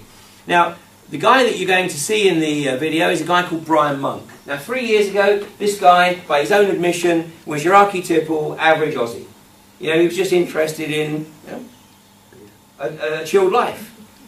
Crack a tube of Foster's, throw a shrimp on the barbie, and he bought 5,000 acres in southern Queensland with a view that he and his son were going to start farming it, and then basically his son was going to manage it, and he was going to just live a life of relaxed luxury. Then the gas industry moved in. Now, Brian has 5,000 acres. There is no gas infrastructure on his property at all. Okay, so there's no rigs, no pads, nothing on his property, but they're all around him. And his property is part of what has been licensed. And in fact, the property is divided between 2 of the gas companies. Now, they don't have to tell him that they're drilling under his property. Because in Australia, in the UK, and in much of the US, the law is based on split estate. This is the legal term, split estate. It's also the name of an excellent documentary that I will reference again a bit later and show you a short clip from. Split estate refers to the fact that the owner of the land owns the surface and just about enough to maybe grow a carrot and a potato. But woe betide you if you find any gold or silver in that top layer, because that's owned by the Crown. And hydrocarbons are owned by the state. So split estate, where you have split estate, the owner, in theory, still controls right of access to the land. But the British government's actually thought about that already, and in the US they thought about that too. But in Australia at the moment, there is still the power to control right of access. But because of the capacity for horizontal drilling, it doesn't mean to say they ain't going to be drilling under your property. So we don't know for sure that the gas companies have drilled under Brian's property. I mean, we can assume they have, but we don't know for sure.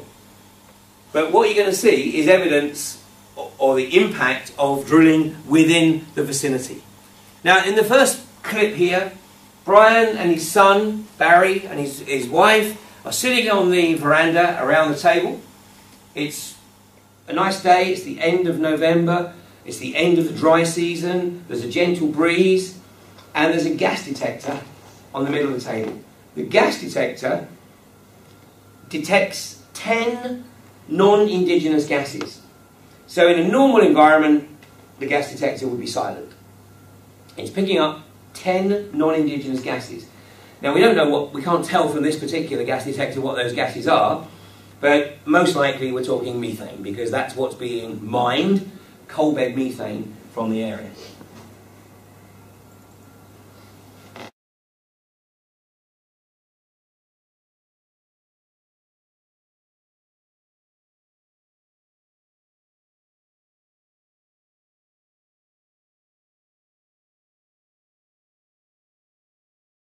No comment. 10 gases. That's unbelievable. That is actually scary. That's.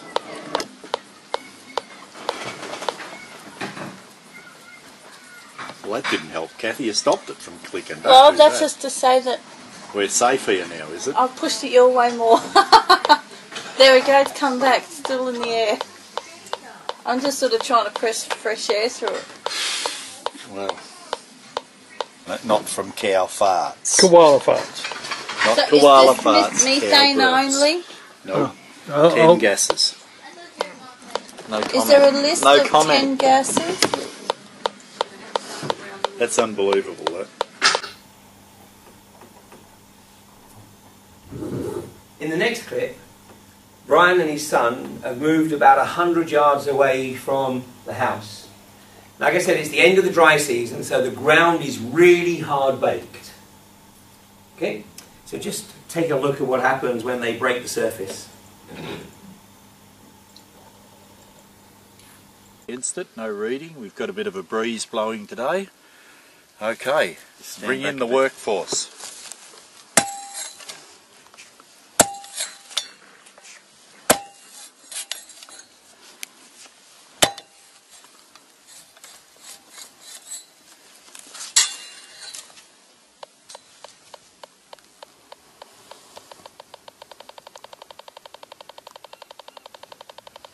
And we've got quite a deflection. I don't know whether the camera can pick that up. So we can.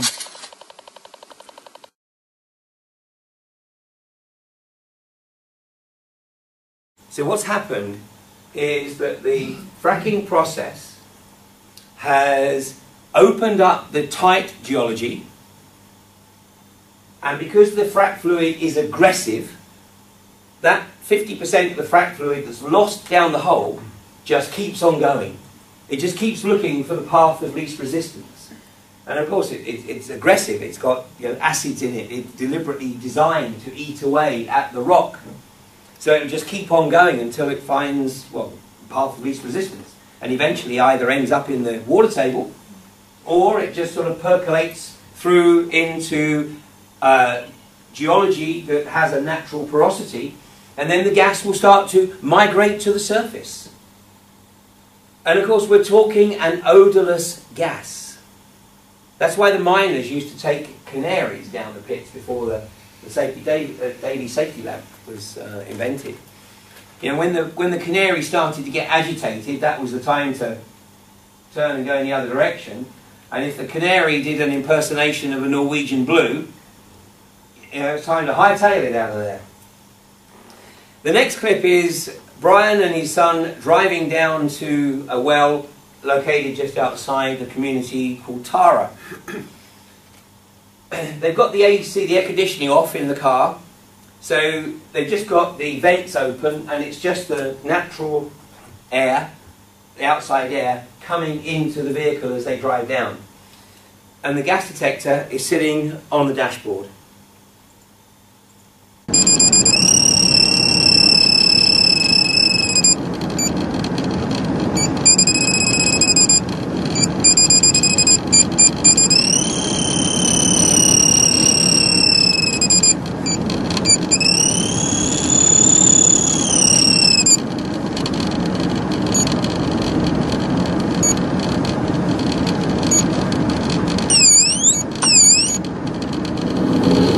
get the picture? So basically they are driving through a contaminated environment. Now, you can't smell it. Now, in the British media, part of the propaganda that's being put out, this is from the Mail on Sunday on March 24th of this year. Double-page spread, how gas gold mine under this pasture could help Osborne end debt nightmare. Well, I'm not going to read you the whole 2 pages of bullshit. Just the first 2 paragraphs. But you'll get the picture. As you approach ground zero of Britain's potential shale gas bonanza and alight next to a 10,000-foot deep hole dug 5 miles east of Blackpool, your nostrils are suddenly assailed by the overwhelming smell of methane. An odourless gas. At first, you think there must be some catastrophic failure of a gas pipe deep below, and you wonder if the fracking revolution really can be the answer to keeping the lights on and Britain's houses warm. But the smell, it turns out, has nothing to do with the drilling of a gas well 2 miles below Lancashire farmland.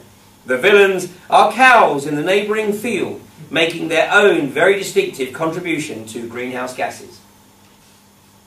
Well, at least the author didn't go to the lengths that the Mail on Sunday went in September of 2009, when they ran a double-page spread making the proposition that Britain's dairy and beef herds should be culled because cow farts were contributing so significantly to global warming.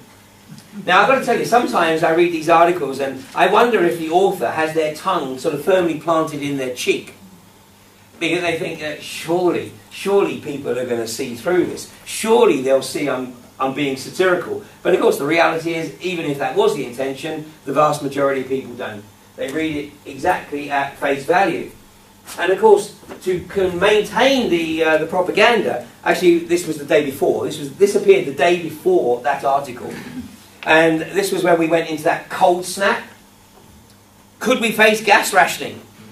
And then the Monday headline was 36 hours away from running out of gas. Of course we weren't. Not a chance in hell. In fact, on the same day that they ran that headline, a guy called Sam Laidlaw, Chief Executive Officer of Centrica, which owns British Gas, was awarded a £4 million bonus. Now the reason he got such a bonus was because, you know, these guys, they may not think like we do.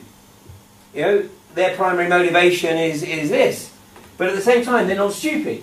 And guys like Sam Laidlaw, you know, they have contingency plans on contingency plans on contingency plans on contingency plans. That's what they're paid for. That's what they get the big bucks for. To make sure that the country is never going to be in a situation where it runs out of gas. You know, not only have we got enormous reserves, primarily under the oceans, I mean, in storage. You know, this is gas that's been mined and then it's put into storage in massive salt caverns under the North Sea and also under the Irish Sea. But then we've got pipelines coming in from Norway, from the Netherlands, from Belgium and from France. And by the way, the gas isn't ours anyway. The Treaty of Lisbon makes that very, very clear. We are simply, effectively, the miners of that gas, and we get to use, you know, what it is that we need. But the EU effectively has first dibs on all EU resources. So if there's a problem anywhere else and it's deemed that the UK has to cough up, that's it. That's it. Under the Treaty of Lisbon, we have given away the sovereignty of our national resources. So it's a bit of a misleading presentation in the media anyway. Anyway, back to the videos. Because the other thing is that the gas industry, the shale gas industry says, no, we don't contaminate water. There's no evidence. There's absolutely no evidence of methane migrating into water supplies. And methane's always been in water, which is actually true. It's always been in water, not all water, but some water. It's always been there, in microscopic quantities. And this is why, really, what we need now is we need surveys on water quality and soil quality and air quality, so that we have a baseline, so that if they do start this, and I hope to God they don't, but if they do start this, we've got a baseline. Because otherwise they are simply going to claim that that was there anyway. Well, there's two types of methane anyways. There's the biomethane, which is the stuff that is naturally in the water in relatively microscopic quantities. And then there's the thermomethane, which is basically that which migrates from the gas fields that are fracked, and that's what migrates up through the geology into the water supply. This is from the end of last year, and this is Brian, the same guy we just seen, Brian Monk. This is him running water from his water bore into a vessel, and then he has literally rigged up a device to establish whether or not there is methane content in that water.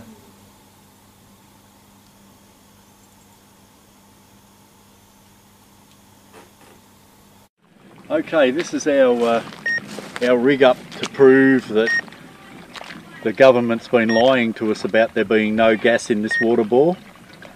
This water bore has now been running for a few minutes, and as you can see, it's burning gas.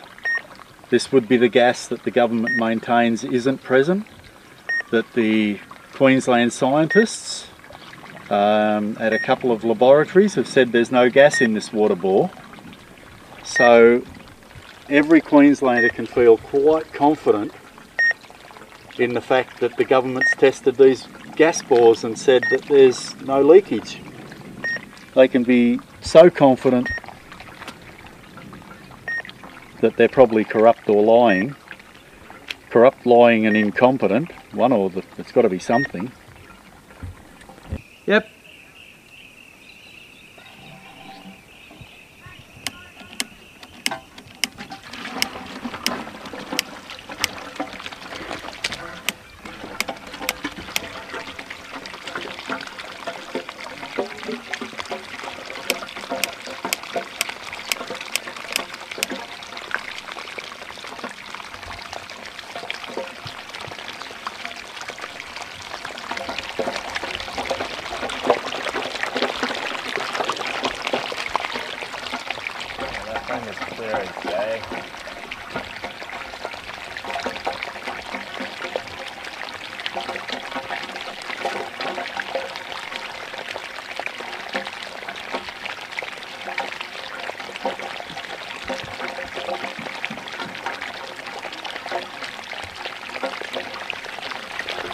We've got BG Group, QGC, on one side of our property and Origin Energy on the other side. Their coal seam gas tenements divide our property in two.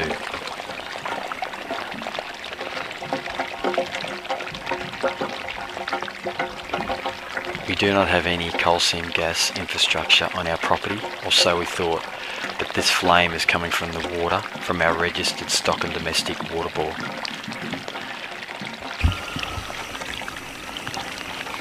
I think that is the most damning.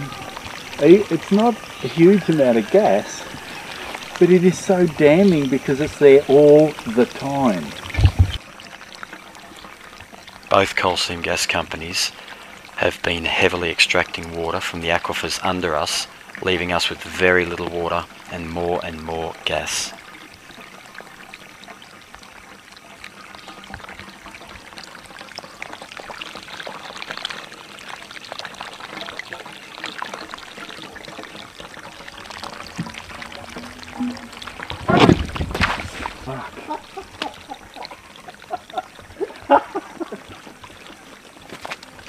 That was funny.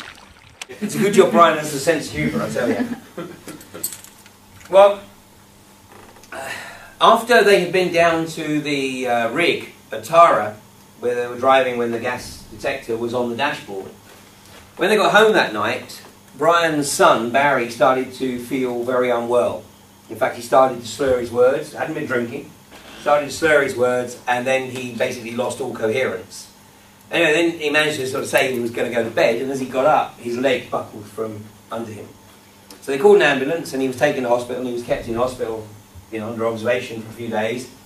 And then they dismissed him from hospital, they released him from hospital, claiming it was calcium deficiency. Calcium deficiency. Methane is a neuroinhibitor. So one of the symptoms of getting methane into the body. I mean, obviously, if you get it in excessive quantities, you're going to be asphyxiated because it's going to force the oxygen out. But if you're taking it in relatively small quantities on a consistent basis, then, like all things, not everyone is susceptible in the same way. But there's little doubt that Barry's symptoms were related to an overdose, effectively, of methane. Methane has the neuroinhibitors. It also contains DNA disruptors and endocrine disruptors. In the film Split Estate, which is a documentary that was released in 2009, I'm sure some of you have heard of the film Gasland. Yeah? Okay, well, Gasland is a good documentary. And it was made by a young man by the name of Josh Fox, who had an interesting plot of land, a beautiful parcel of land, actually, in Pennsylvania, over here.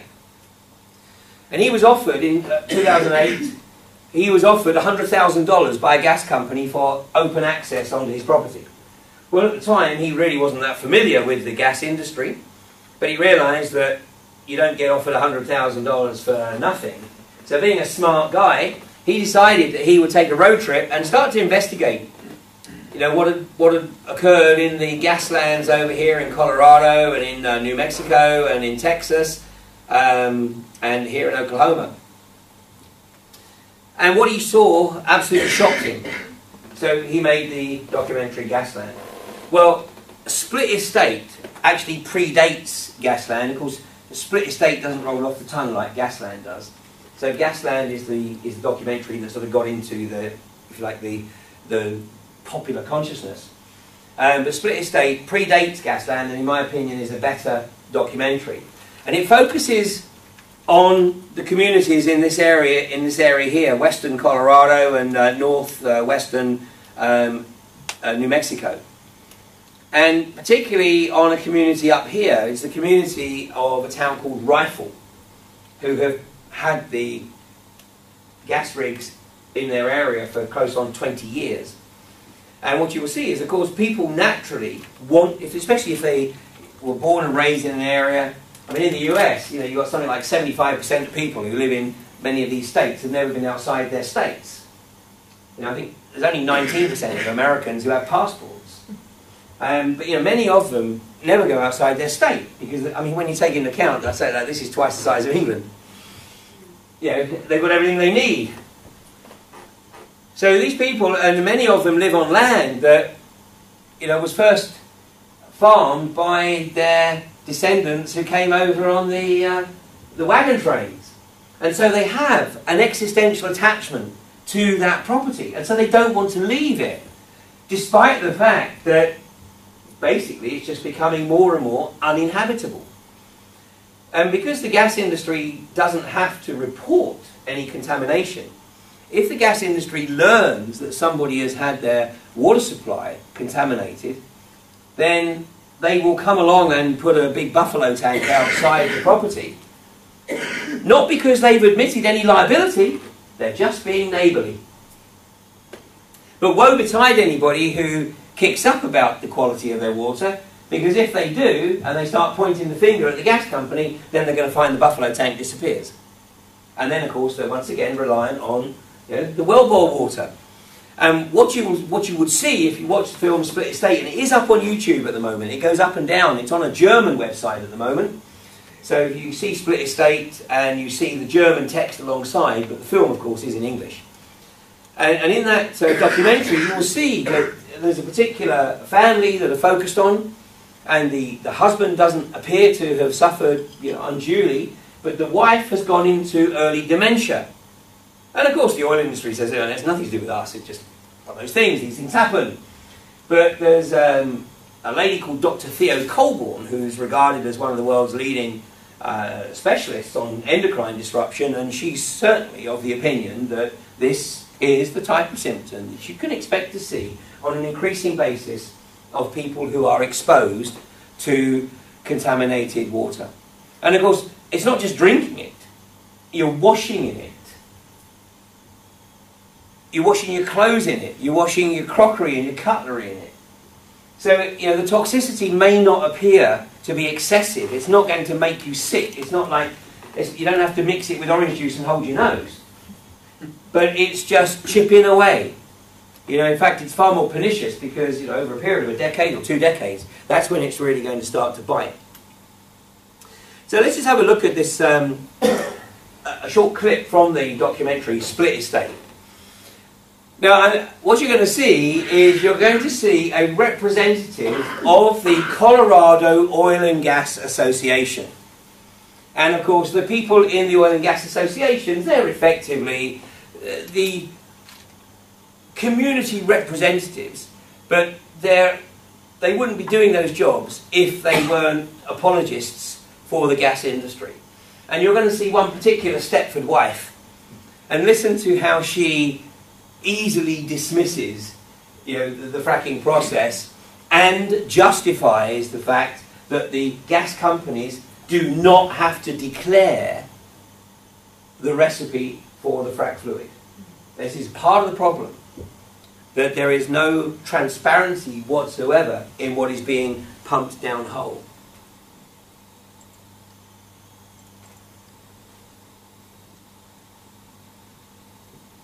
We have a very large emphasis with our 325 member companies about being a good neighbor, about talking to people, about doing the things that you would do in your neighborhood with your next door neighbor. When they were doing this pump jack, I wasn't home at the time. And anyway, they brought in this huge rig to put that machine on there. They had already agreed several years before to fence off the old cemetery. My great-grandfather is buried here, and his son, Filomeno Armenta, who probably died about 1914. When I came down, I saw the porta potty. The porta potty was, I said, well, they kind of put the porta potties a little bit too close.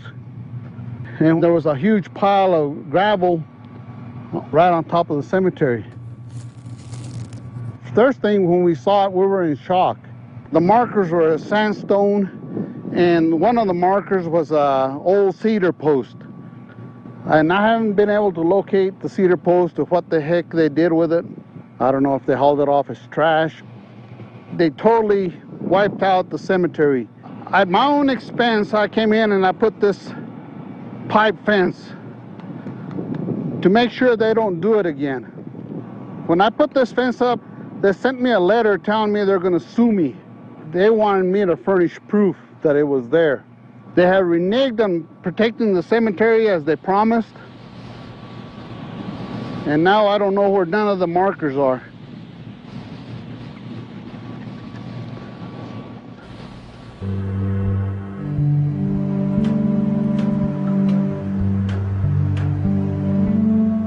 In the U.S. and the lower 48 onshore, the boom that is currently going on is driven a lot by technology. There have been a lot of technological advances with horizontal drilling, with fracture stimulation. One of the key elements to finding and getting the resource out of very tight sand or hard rock is a fracking process. Fracking is just a short word for fracturing. Hydraulic fracturing, or fracking as it's commonly called, is a drilling technique first commercialized by Halliburton in 1949. It comes in with very high-powered water and sand and a slightly soapy mixture. And all it does is it goes down and it just fractures little tiny fractures in the rock. And then the sand goes into those fractures and allows the gas to escape. And then the gas flows in to the pipe and up to the surface and to people's homes. Hydraulic fracturing is largely responsible for the domestic drilling boom. Because of its high cost, it was not widely used until recently, in the 1990s, when the price of natural gas shot up high enough to make it affordable. And really what was not economical over the last 50 years or so is now economic, and it should continue, particularly if prices stay where they are. Here are the reserve pits here. Dr. Theo Colborn is one of the world's leading authorities on endocrine-disrupting chemicals in the environment and their impact on humans. Down in here, the trucks are coming all the way from Delta, which is 30 miles to here, but we're looking She has been studying the chemicals used by the industry for drilling and extraction and documenting their effects. Basically, our first list of the chemicals that were being used was this very, very short and uninteresting list that EPA put together. It certainly wasn't comprehensive, we knew. We found out very rapidly that it was no small list. They don't tell you everything that's in a product. You may only get 5% of what's in that product, and the rest of it is proprietary, or they just don't give it. They don't have to. It's water and it's sand and it's a surfactant, in other words. But it is also proprietary because every single fracking company, whether it's a Schlumberger or it's a BJ Services or it's a Halliburton, they sell that theirs is the best product. And so it's proprietary. It would be like divulging, why your chocolate is better than somebody else's chocolate because you have those ingredients. Oil and gas deposits below ground contain toxic compounds that are brought to the surface during drilling. These compounds pollute the environment and can cause health problems. But the impacts of drilling are made even worse by the chemical products that are injected during the process. Dr. Colborn has documented over 200 products used in Colorado drilling. Over 90% contain chemicals with adverse health effects. Yet you can't get the specific information. I mean, she really has to play the role of the detective in trying to ascertain, what's in the fluid, let alone in what quantities. So you know that when they're not prepared, when any company is not prepared to be transparent like this, they've got something to hide. And it goes way beyond being proprietary, because there are ways and means that you could set up, third-party oversight to protect the proprietary information, but they're just not prepared to work with that at all. And in this country, we're talking about the companies that want to start this fracking process being responsible. Forgive me if I have zero confidence in that, especially with Lord John Brown at the helm. Profit before all else. And you heard the guy from ConocoPhillips. Provided prices stay high, we should basically keep on drilling and fracking. Throughout the film, there is no mention, of these guys of any concern about the environmental or health impacts. And of course, because of the nature of the areas, these are very, very thinly populated. And so the impact on the population there is considered acceptable collateral. Now, we need to understand as well that in this country, we've practiced acceptable collateral. In the coal mining industry in this country, between 1850 and 1996, a period of 146 years, some 200,000 people in the mining industry were killed. That's an average of 1,500 a year for 146 years. Top of the league table, by the way, is Lancashire. Second was South Wales. I thought Yorkshire might be right up there, but it appears that's not the case. It's about fourth, I think. But that doesn't include, of course, the deaths due to pneumoconiosis or any of the other respiratory diseases or asthma or whatever that resulted in people living in these environments or downwind of these environments. That 1,500 a year, nearly 200,000 over 146 years, is literally the result of absolute accident involved in the mining industry. That's acceptable collateral. It's also only 170 years since the age at which a child could be made to work down the pit was raised from 6 to 10. So we have come, I'd like to think, we've come some way in the past 170 odd years. But now, what's happening here is we're looking at a potential situation where large tranches of the population are not going to get any choice in it. Because we're entering into an era, shale gas extraction, which is pure Russian roulette. Because the geologists, the petroleum engineers and the chemists have no clue. They will claim they do, of course, but it's no more than an educated guess based on past experience. But that's all it is. It's an educated guess as to how much geology is actually going to be fractured. And where that fluid is going to migrate to. And then where the methane gas that they're trying to mine is also going to migrate to. And the first time you notice it is probably when you go down to a river or a stream, because you see the bubbling. In Brian's Ranch in Queensland, in southern Queensland right now, it's the rainy season, it's the end of the wet season now.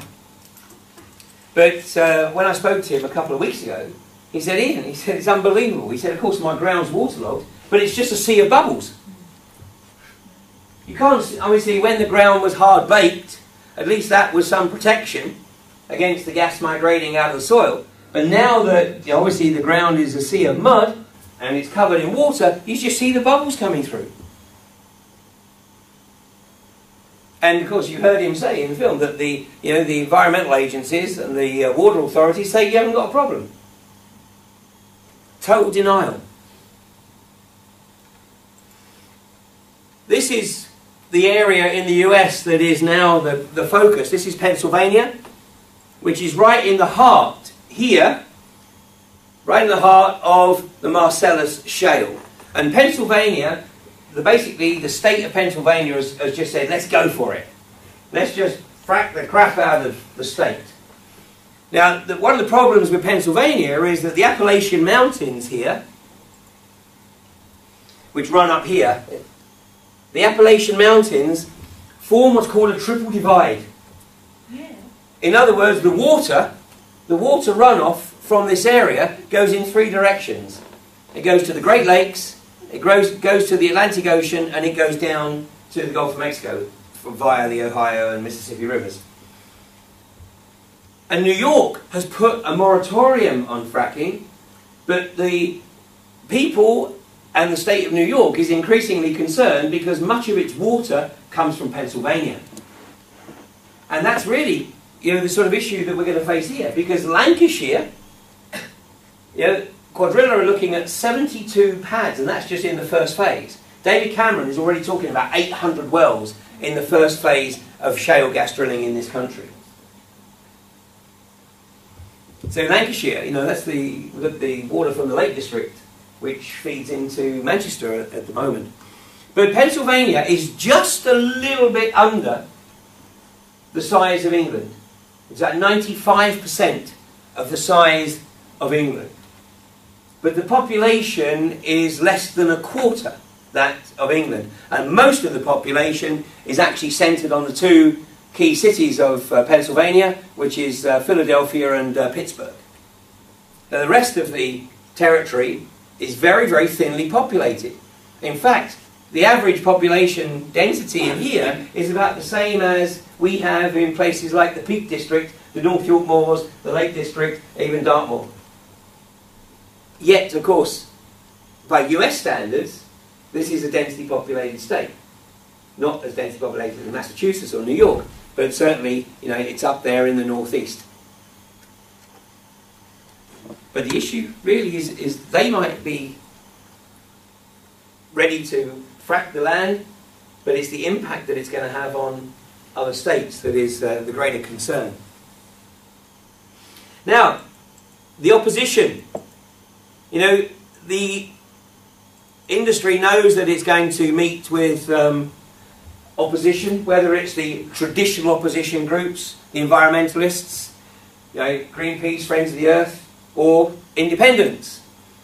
Now at the moment they're trying to dismiss, and I'll show you an article that appeared in The Sun last year, they're trying to dismiss anybody who dares to challenge the dash for gas as an eco-mentalist or as a communist or a socialist, any term they can come up with that will marginalise them. But you know that they know they're in for a run when Quadrilla have just brought in a guy from Betfair who used to work with Microsoft to focus on PR. The guy knows nothing at all about the oil and gas industry. His background is Microsoft and Betfair. I mean, his forte is obviously lobbying at government level. But this is, yeah, the fact that they're paying this guy, I mean, I can guarantee you this guy is probably on at least £250,000. So you know that they know they're in for a run here. But if I haven't got your attention, you know, with the prospect of water contamination, soil contamination, and air contamination, this might get your attention, has in some areas.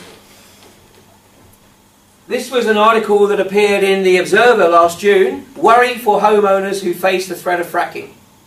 It says property prices in some areas are being threatened by fracking. Well, that was actually based on an article that had been, or a report that had been commissioned by the financial website, This Is Money. And in that report it said shale gas could redraw the economic map of Britain, but prices of houses near wells could fall by 24%. Well, let me tell you the reality. When the gas industry moves in, property prices crash. I mean, this is the case in Blackpool right now. Since the second earthquake, the property market in Blackpool has totally tanked. Now, I have first-hand experience of this because some very good friends of mine who I've spoken in Blackpool probably twice a year for the last 8 years, and every time I speak in Blackpool I always stayed with them. But after the second earthquake in May of 2011, they decided it was time to accelerate their retirement plan, which basically was to leave the area and to move to Spain. So they found an apartment in Spain, moved to Spain, but they obviously still needed to sell their house in the UK. So they contacted estate agents. 3 estate agents came around and looked at the property, this beautiful 5-bedroom house in Porton-le-Fylde, which once upon a time was a very desirable suburb of Blackpool. The estate agents all valued the property at £325,000. But my friend said, you know what, we'd really like to sell it very quickly, so we're going to put it on the market at £250,000. And the estate agents said, but you'll upset the market. And they said, well, not for long, because hopefully someone's going to realise that it's a real bargain and snap it up. Well, so the property's been on the market for almost 2 years. Do you know how many offers they've had on that property? A big fat 0. Well, we were actually talking about the problem of the housing market in Blackpool when I was visiting with them in Spain in the middle of March. And while I was there, they got a phone call from the agent, and they were really excited because they thought, oh, you know, maybe we've got an offer. Well, they didn't have an offer. They had somebody who was interested in the house, and they would have bought it, but it's a couple who are both single parents, they both got 2 kids, and they both have 3-bedroom houses, and they want to move in together. But they can't, because they can't move 4 kids into a 3-bedroom house. So they were interested in my friend's house, but they can't buy it, because they can't sell their houses. Anyway, they had managed to rent one of their properties, and so they asked the agent if my friend might be prepared to consider renting the 5-bedroom property on the basis that when they sell at least one of their houses, they could then maybe be in a position to buy it. Well, let me tell you, if they sell one of their houses and they come up with an offer, even probably close to 200,000, my friend will probably bite their arm off. Because, you know, it's a liability. It's not an asset right now, it's a liability. Okay, at least they've got somebody living in it, which is, at least keeping it in reasonable shape. But I came back from that trip to Spain and I thought, well, I'm going to do a little bit of research myself. So I called around some of the Blackpool estate agents and, well, you've got to remember they're estate agents. So of course they told me it was a buyer's market. And that right now I could have the pick and choose of almost any property I wanted in Blackpool, especially if I was a cash buyer. Anyway, there was one estate agent in particular who I spoke to who was actually familiar with my work. And he said, yeah, he said, Ian, he said, absolutely right. He said, it is a big issue, it's a very concerning issue. And he said, and actually, since the moratorium has been lifted, a lot of property has come onto the market. But most of it will probably never sell, unless a ban is introduced. And he said even then, I think people are nervous that it might be lifted, and so in all probability the Blackpool area housing market is not going to be in good shape for at least a decade. Well, it's exactly the same elsewhere. This is North Texas. This is a family called the Ruggerios. This is in the gas field just to the northwest of Dallas. Beautiful part of the States, the hill country there. And here it is. This is from the article. The Ruggerios purchased their home in 2004 and watched a gas and oil company set up wells 300 feet from their back door in September 2009. So 1 year later, the $250,000 property that they put $50,000 worth of work into had been valued at $75,000. The reality is that the only people who would probably offer them $75,000 is a gas company for open access onto their land. This is what they have to deal with. This is the Ruggerios. This is the view from their kitchen window. This is the view from their back garden. Here's the house, here's the well. In Colorado, they are now placing wells directly alongside schools. They are coming, I mean, in Split Estate, you will see that they're actually starting to move into communities. And I published an article in my newsletter a few weeks ago showing how the gas companies are now just not giving a damn, and they're coming right into the heart of communities to access the shale. Remember, the horizontal drilling, because it's tight geology, you can only horizontally drill for a few hundred yards. You can't drill for miles. I mean, in the south of England, we have a rig in the New Forest. It's been there for 23 years. And that drilled 8 miles out into the offshore field because the local authorities of Bournemouth and Poole didn't want a rig on the horizon. So they agreed with the oil company to put the rig inside the New Forest and then drill out under the sea. But that's drilling through porous geology. And this stuff you can only drill a few hundred yards. That's why they're coming right into the towns. To show you what it looks like, because they need 6 to 8 vertical wells per square mile to maximise the shale. This is what it looks like in southern Queensland. This is about a square kilometre. Now here they've got no real issue because they've got relatively open access. Each well requires about 400 truck journeys. Tankers, plus the rig, plus pumps. You know, when you run the frack, you're going to have anything from a dozen to 2 dozen frack pumps. And by the way, when they fire up, and you'll know, especially if you're downwind. So we don't have the infrastructure in this country to deal with this. You know, all the motorways are going to end up looking like the A14, you know, the road from Felixstowe, which is one lane, it's a convoy of containers. You know, we just don't have the infrastructure for this. And the other issue that isn't being discussed yet is the health impact. I mean, we've got a National Health Service that's dying on its feet, and yet this is undoubtedly going to put a burden on the Health Service. Even though, of course, the oil industry and the government are going to deny that the increase in negative health has anything at all to do with their activities. And it's going to be fully privatised in 5 years. Well, so the bottom line is the vast majority of people won't be able to afford the healthcare. So it's part of the culling process. I think we're starting to see that. You know, in Australia, this may look impressive, but because the areas where they're fracking are so thinly populated, you know, these people have often come from literally hundreds of miles to participate in the protest. I mean, it's under the umbrella of Lock the Gate. But, I mean, they're having some impact in some areas, but, you know, in the scheme of things, unfortunately, they are little more than a mosquito on the back of an elephant. It's a lot easier to stop the process from ever starting than it is to stop it once it's started. But we have a very, very narrow window of opportunity. But the problem is that the government, the British government in particular, already realises that they're going to be up against some opposition. So at the back end of last year, they initiated a bill called the Growth and Infrastructure Bill. This bill went through Parliament in record time, 55 days. The reason it went through in record time was because MPs had been told that this was the bill that was going to remove the bureaucracy and red tape from small businesses. You know, in this current economic climate, we need people to develop entrepreneurial skills. And this is going to take away, you know, all the obstacles that are in place. And of course the MPs went, yeah, okay, I'll vote for that. It rushes through Parliament. It goes to the House of Lords. And when it's being debated in the Lords, there is some realisation that this is actually a little bit more than just a bill that removes red tape from entrepreneurs and small businesses.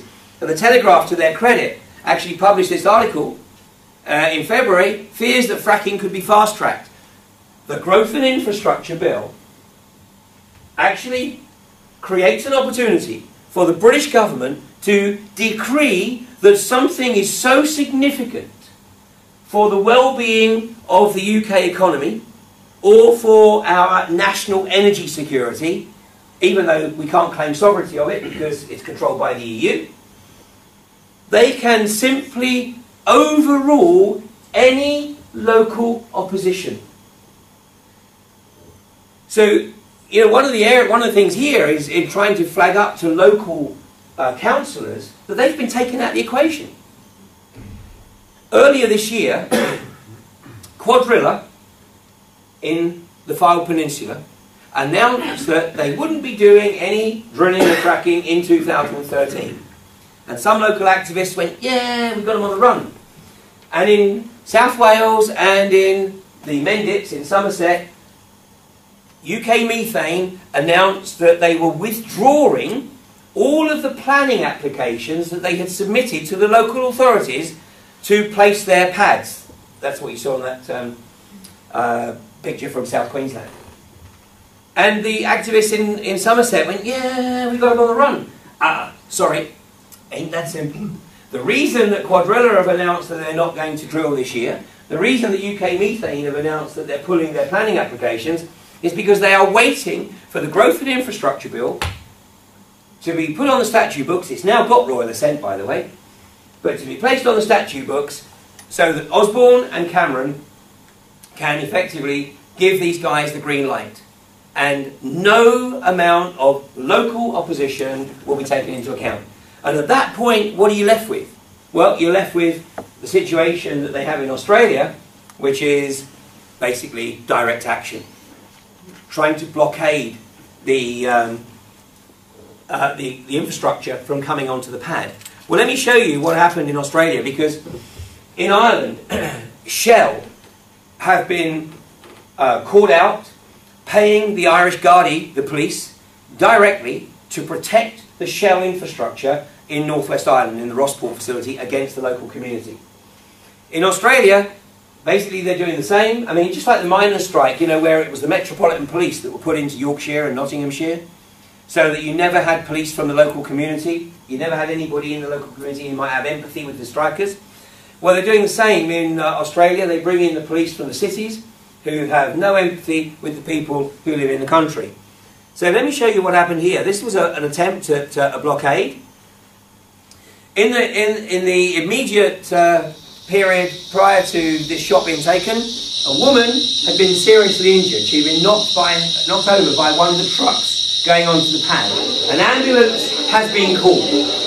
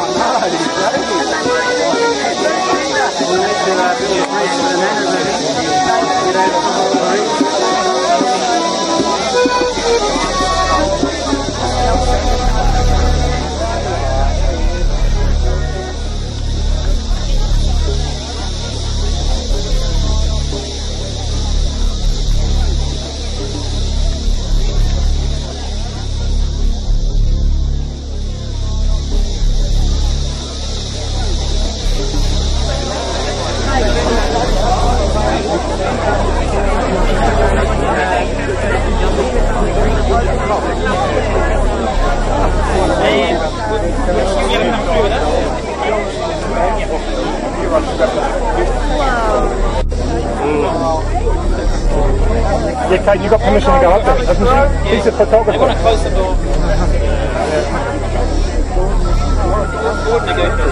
Good. Kate's got permission, yeah? Yeah. Photographer.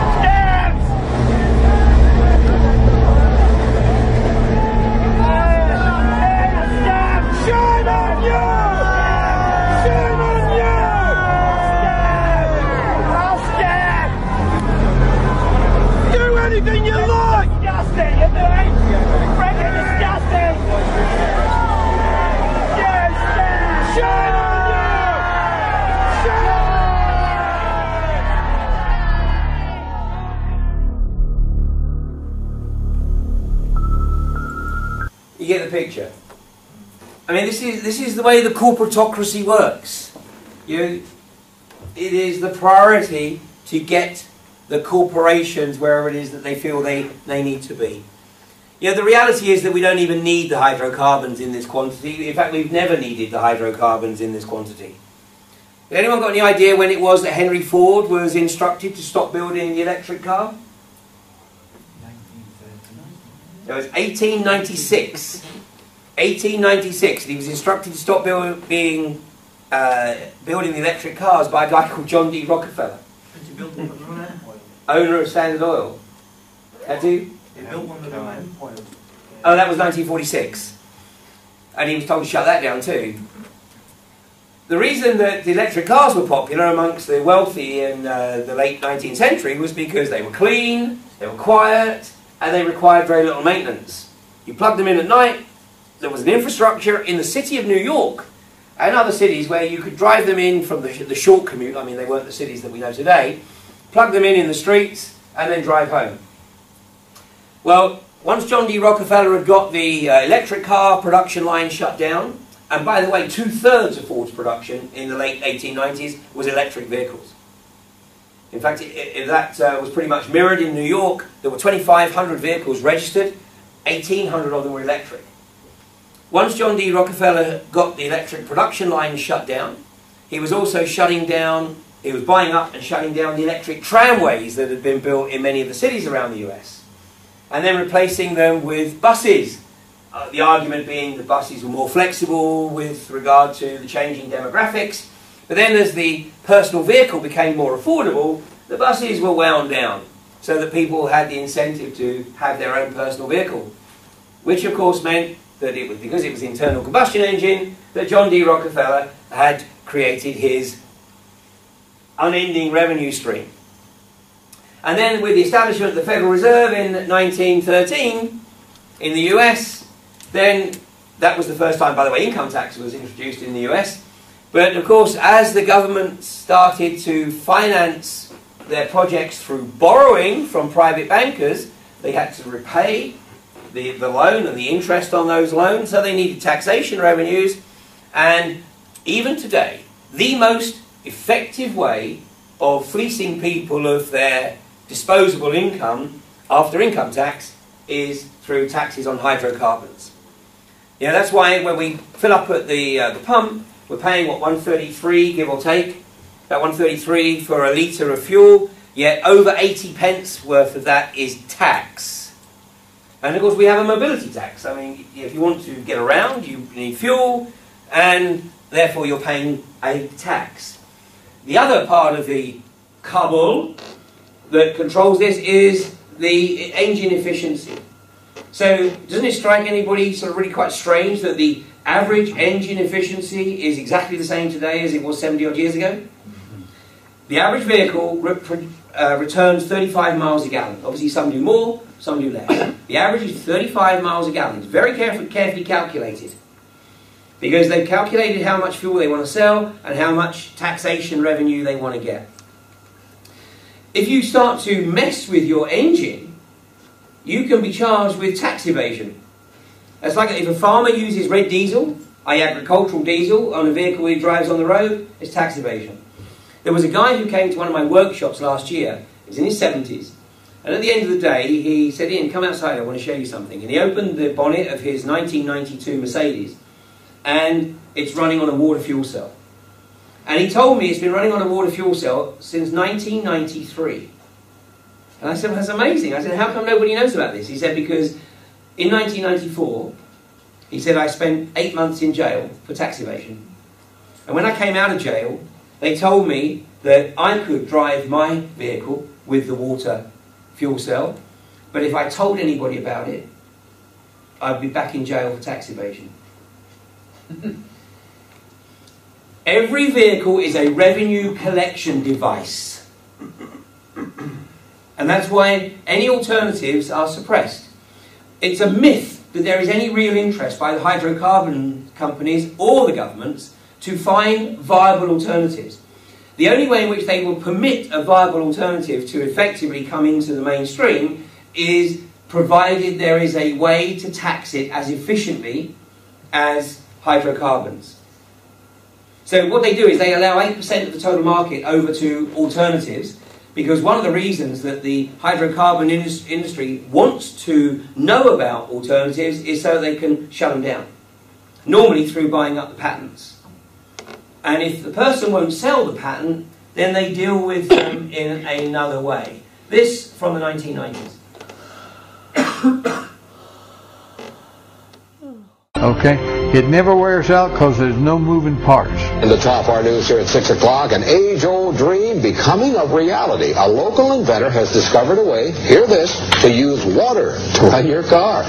It's a major breakthrough that will no doubt make motorists happy. And as Ralph Robinson explains, the Pentagon is also showing lots of interest in this project.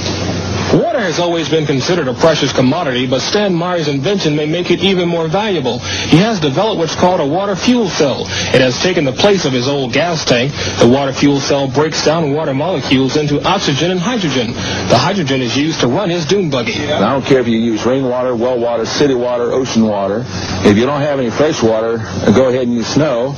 If you don't have any snow available to you, then use salt water because there's no adverse effect to the fuel cell. Meyer started working on this project 4 years ago. He's not a scientist. He isn't even a chemist. In fact, he never graduated from college. Myers was determined, he says, to design something to protect this country from oil embargoes. And we have calculated that if we take the dune buggy from Los Angeles to New York, we would roughly use 22 gallons of water. The Pentagon flew a lieutenant colonel in last week to look at Meyer's invention. There's talk of possibly using it in the Star Wars defense program and to run army tanks.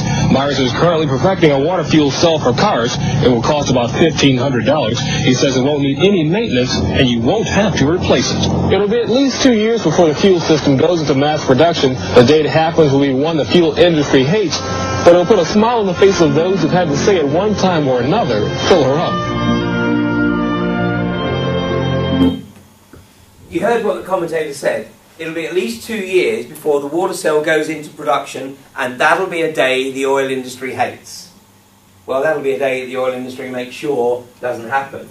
In fact, Stan Myers, he turned down a multi-billion-dollar offer because he wasn't interested. I mean, he was wealthy, he was an inventor, and he wasn't interested in signing the invention over to the corporatocracy. He wanted to develop it himself. They made sure that it wasn't going anywhere. So, when you're talking about the issue of fracking, with whoever it is you can address it with, I mean, some people are talking to their MPs, some people are talking to their local councillors, their district councillors, or even just share it around, because we've got to get this like poll tax. It's got to get into the mass consciousness. There's not a lot of point in telling them that, you know, we don't need oil, because they're just going to dismiss you as a rampant conspiracy theorist. So we've got to give a viable alternative. So, you know, we are unfortunately and tragically locked into a hydrocarbon economy. Whatever anybody else says with alternatives like wind power and sea power, yeah, they're all viable potentially, but the reality is that the hydrocarbon industry dominates the corporatocracy. And governments are quite happy to maintain that domination because of the tax revenues they get from it. So we've got to offer viable alternatives. You know, some of the activists are basically, I mean, they call themselves extreme energy activists. And there's no question. I mean, they don't, I think, really help themselves by basically saying we want to shut this down, shut that down, we don't want to do any drilling. Yeah, I mean, that would be the ideal world. We don't need to, period. But, you know, it's baby steps. In the first instance, the critical issue is shutting down the drilling and fracking process on land in this country. If we don't do this, in 10, 15, 20 years, we're not going to recognise this country. You know, the soil is going to be poisoned, we're not going to be able to grow crops, we're not going to be able to raise livestock, you know, we're going to be dependent on the corporations for our drinking water. And if you haven't seen Jesse Ventura's expose of the water scandals in the US, where the water is being taken out of the Great Lakes, shipped to China, and then coming back as bottled water containing fluoride of lithium. I mean, you know, Jesse Ventura comes out with some interesting stuff. Yeah, and most of what he presents is corroborated, easily corroborated. It cannot be dismissed as rampant conspiracy, although the media will try, of course. But, you know, check that out. So imagine a situation where, you know, in a few years' time, we are totally reliant on the corporations for the water. And we should take that seriously, because last year, the Chief Executive Officer of Nestle, a guy called Peter Brabeck, recorded an interview where he stated that water should not be considered a human right. That access to water should be controlled by the corporations. In other words, unless you're a willing corporate slave, then you deny yourself the right to access water. Well, where these guys are ultimately going is they're going to do the same with air. You know, because the air is going to become toxic. So, you know, imagine a situation, we're probably not too far away from it, where houses are hermetically sealed, and to get breathable air, clean air, you pay for it. It's another utility. Otherwise, you're just out there taking your chances. These socio-psychopathic global corporatists have a game plan. It's called Agenda 21. It's been their policy and philosophy since the Earth Conference in Rio in 1992. It was adopted by the UN almost immediately afterwards. And in Agenda 21, it specifically calls for the move towards moving people away from the land into controlled environments, i.e. the cities. And if you see the map of the western states of the US, and how much land in the western states the federal government has purchased, primarily so that they can use it, obviously, for the gas drilling, and they don't have to worry about owners not letting them on the land because they own the land. And what they're going to be left with is, you know, wasteland and cities, the controlled environments. So, you know, we've got to wake up to a reality, which is that within a generation, 2 at the outside, if we allow this to kick off, you know, we really are contributing to creating a future for our children, our grandchildren, and future generations that actually doesn't even bear thinking about. And I believe these guys know it. They know exactly what they're doing. That's why they obfuscate, that's why they lie, that's why they deceive, that's why they refuse to be transparent in any way, shape or form. You know, we're sold the meager benefits. This is what we're told are the benefits. Cheap gas. Well, that one got blown out of the water a week or so ago, 2 weeks ago, when the cross-party group that were commissioned to look at the potential for cheap gas from drilling for shale gas and coal bed methane in this country, and they basically said it's not likely to happen. Well, of course it's not likely to happen. When did you ever know prices go down? You know, they're just going to reap the corporate benefits. The balance of trade. I don't think so. You know, our borrowing is increasing. When the current pair of clowns took office, our borrowing was 82% of GDP. Now it's at 86% of GDP, and it's forecast to be at 100% of GDP by 2018. Once the borrowing reaches 100% of GDP, you're owned by the banks. Like Ireland, like Greece, like Spain, like Portugal, Italy, soon France, and the UK. So we may be slowing it down a little bit, but it ain't going away. So that's not going to happen. The energy security, well, we've already explained, we don't have any energy security. That's all taken care of by the Treaty of Lisbon. And here's the UK government's version of behavioural adjustment payments. This is from the Daily Telegraph just last week. The government to offer cheaper energy bills to communities that don't oppose fracking. Yeah, and community briberies. I mean, like, you know, you need a new play park, you need a new community centre. Yeah, they'll throw money at these communities because they know that this is the only way in which they can get them to ignore the risks and the perils associated with the industry being in their backyard. You know, 2 weekends ago, I visited with a guy in Blackpool who is absolutely of the opinion that the damage to his house was caused by the second earthquake. And he showed me all the cracks in the house, around the door frames. He said these weren't there before May 2011. So not only has his house got no value, the insurance company won't touch it because it was an earthquake, act of God. Despite the fact that Quadrilla have actually acknowledged that the seismic events were most probably related to their fracking. But he can't get the repairs done on the house because the insurance companies say it was an act of God. Anyway, then he gets a letter through the post saying, well, we're not insuring your house anyway anymore. So this is the other problem. No one can insure their property. So this is the downside. The water contamination, the soil contamination, the air contamination, the water shortages. You know, this is a country that goes from feast to famine in water in a heartbeat. You know, and where are we going to get these millions of gallons of water that are needed for 800 wells that David Cameron's talking about?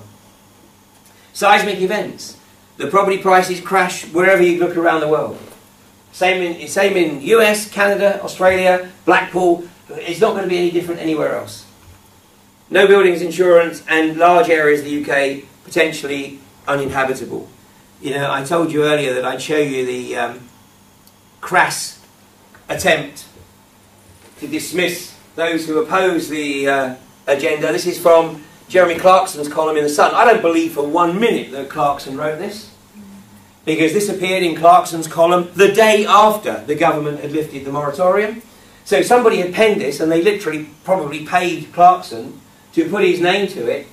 You know, it's written in Clarkson-esque satire. But the purpose is to demonise those who oppose the dash for gas. I mean, I won't bore you with all the details, but, you know, he calls those who oppose eco-mentalists, hippies that can't afford to do anything because they spend all day up a tree looking at squirrels and humming. They are socialists, they want communism.